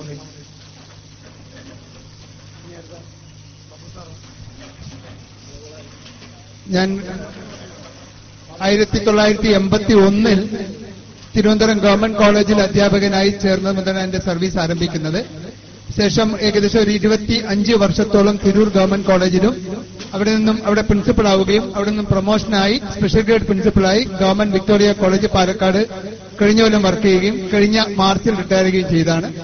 തീർച്ചയായും ഇതുപോലുള്ള സംശയങ്ങൾ സാർ പറഞ്ഞതുപോലെ നിങ്ങൾ ചോദിക്കുന്ന സംശയങ്ങൾക്ക് ഞങ്ങൾക്ക് വിവരമുള്ള രീതിയിൽ നിങ്ങൾക്ക് തരികയും അഥവാ ഇല്ലെങ്കിൽ അത് ലഭ്യമാവുന്ന ആളുകളിൽ നിന്നും മനസ്സിലാക്കി നിങ്ങൾക്ക് തീർച്ചയായും തരുന്നതായിരിക്കും. വിളിക്കുന്നതിൽ യാതൊരു ബുദ്ധിമുട്ടുമില്ല. വിളിക്കണമെന്നാണ്. നമ്മൾ കൊടുക്കുന്ന ഒന്നിലൂടെ കൂടുതൽ ആളുകൾക്ക് ഏതെങ്കിലും തരത്തിലുള്ള ഗുണം ലഭ്യമാവുകയാണെങ്കിൽ തീർച്ചയായും അത് അള്ളാഹുവിൽ നിന്നും നമുക്ക് നന്മ കിട്ടുന്നതിനുള്ള ഗുണം കിട്ടുന്നതിനുള്ള കൂലി കിട്ടുന്നതിനുള്ള ഒരു മാർഗം തന്നെയായിരിക്കും. എന്റെ നമ്പർ 9846160208 9846160208. ഇവിടെ കൂടിയിട്ടുള്ള എനിക്ക് തോന്നുന്നത് വളരെ സശ്രദ്ധം ഈ കാര്യങ്ങൾ വീക്ഷിച്ചിട്ടുണ്ട്. പ്രത്യേകിച്ച് ചോദ്യം ചോദിച്ചിട്ടുള്ള കുട്ടിയൊക്കെ എനിക്ക് തോന്നുന്നത് ഒന്നുകൂടി ശ്രദ്ധിച്ചു കഴിഞ്ഞാൽ കൂടുതൽ തങ്ങളുടെ ഇപ്പോഴേ ലക്ഷ്യം വെച്ച് തീരുമാനിച്ചു കഴിഞ്ഞാൽ ഉന്നതിയിൽ എത്തപ്പെടാൻ സാധിക്കും. അതിനുള്ള ശ്രമങ്ങൾ നടത്തുക. ഇപ്പോഴേ ഏത് മേഖല തെരഞ്ഞെടുക്കണമെന്ന് ഇപ്പോഴേ അതിനെക്കുറിച്ച് മനസ്സിലാക്കുക. അതിനെക്കുറിച്ച് ചർച്ച ചെയ്യുക. ഏറ്റവും അവസാനത്തിലേക്ക് വെക്കരുത്. അപ്പൊ അതുപോലെ തന്നെ നെറ്റ് കോച്ചിങ്ങിനെ കുറിച്ച് ചോദിച്ചത് എനിക്ക് ചോദ്യത്തിൽ നിന്ന് മനസ്സിലാവുന്നത് താനുമായി ബന്ധപ്പെട്ട് ആരോ നെറ്റ് എഴുതണമെന്ന് ഞാൻ നേരത്തെ സൂചിപ്പിച്ചത് എന്റെ മനസ്സിലുണ്ടായിരുന്ന ഒരു ആഗ്രഹം എന്റെ മകളെ അയക്കണമെന്നായിരുന്നു. പക്ഷെ അവർക്ക് നെറ്റ് ക്വാളിഫൈ ചെയ്യാൻ സാധിച്ചില്ല. കോളേജ് +2 അധ്യാപികയായി വർക്ക് ചെയ്യുകയായിരുന്നു. തീർച്ചയായും ഇത്തരത്തിലുള്ള സംശയ ദൂരീകരണത്തിലൂടെ നിവാരണത്തിലൂടെ നമ്മുടെ ലക്ഷ്യത്തിലേക്ക് എത്തിപ്പെടാൻ സാധിക്കുമെന്ന് തന്നെയാണ്. അത്തരം എത്തിപ്പെടാൻ നമുക്ക് എല്ലാവർക്കും സാധ്യമാവട്ടെ. ഈ സെഷന്റെ നന്ദി അർപ്പിക്കുന്നതിന് വേണ്ടി MSF ജില്ലാ കമ്മിറ്റി അംഗം ജലീൽ വളയന്നൂരിനെ ക്ഷണിക്കുന്നു. അൽഹംദുലില്ലാഹ് സ്വലാത്തു വസ്സലാമു അലാ റസൂലിൽ അമീൻ വഅലാ ആലിഹി വസ്സഹബിഹി അജ്മഈൻ അമ്മാ ബഅദ്. ഈ കരിയർ മീറ്റിന്റെ ഉദ്ഘാടനം നിർവഹിച്ച ഗവൺമെന്റ് കോളേജ് വിക്ടോറിയ കോളേജ് പാലക്കാടിന്റെ പ്രിൻസിപ്പൽ പ്രൊഫസർ VP ബാബു സാറിന് ആദ്യമായി നന്ദി അറിയിക്കുന്നു. അതുപോലെ നമ്മുടെ ഈ പ്രോഗ്രാമിന്റെ മുഖ്യാതിഥിയായി എത്തിയ തിരൂർ നിയോജക മണ്ഡലം MLA മമ്മൂട്ടി സാറിന് അദ്ദേഹത്തിന്റെ അഭാവത്തിൽ നന്ദി അർപ്പിക്കുന്നു. അതുപോലെ ഈ പ്രോഗ്രാമിൽ വിഷയം അവതരിപ്പിച്ച professor KP Sagar sir മോങ്ങം AW കോളേജിലെ ഇംഗ്ലീഷ് വിഭാഗം HOD ആണ്. അദ്ദേഹത്തിന് നന്ദി അർപ്പിക്കുന്നു. അതുപോലെ നമ്മുടെ സംശയങ്ങൾക്ക് മറുപടി നൽകിയ ജൗഹർ മുനവ്വർ സാറിനും അതുപോലെ ഈ പ്രോഗ്രാമിൽ പങ്കെടുത്ത എല്ലാവർക്കും ഒറ്റവാക്കിൽ നന്ദി അർപ്പിച്ചുകൊണ്ട് ഈ പ്രോഗ്രാം അവസാനിച്ചതായി അറിയിക്കുന്നു. സുബ്ഹാനക്കല്ലാഹു വബിഹംദിക അശ്ഹദു അല്ലാ ഇലാഹ ഇല്ല അൻത അസ്തഗ്ഫിറുക വഅതൂബു ഇലൈക്.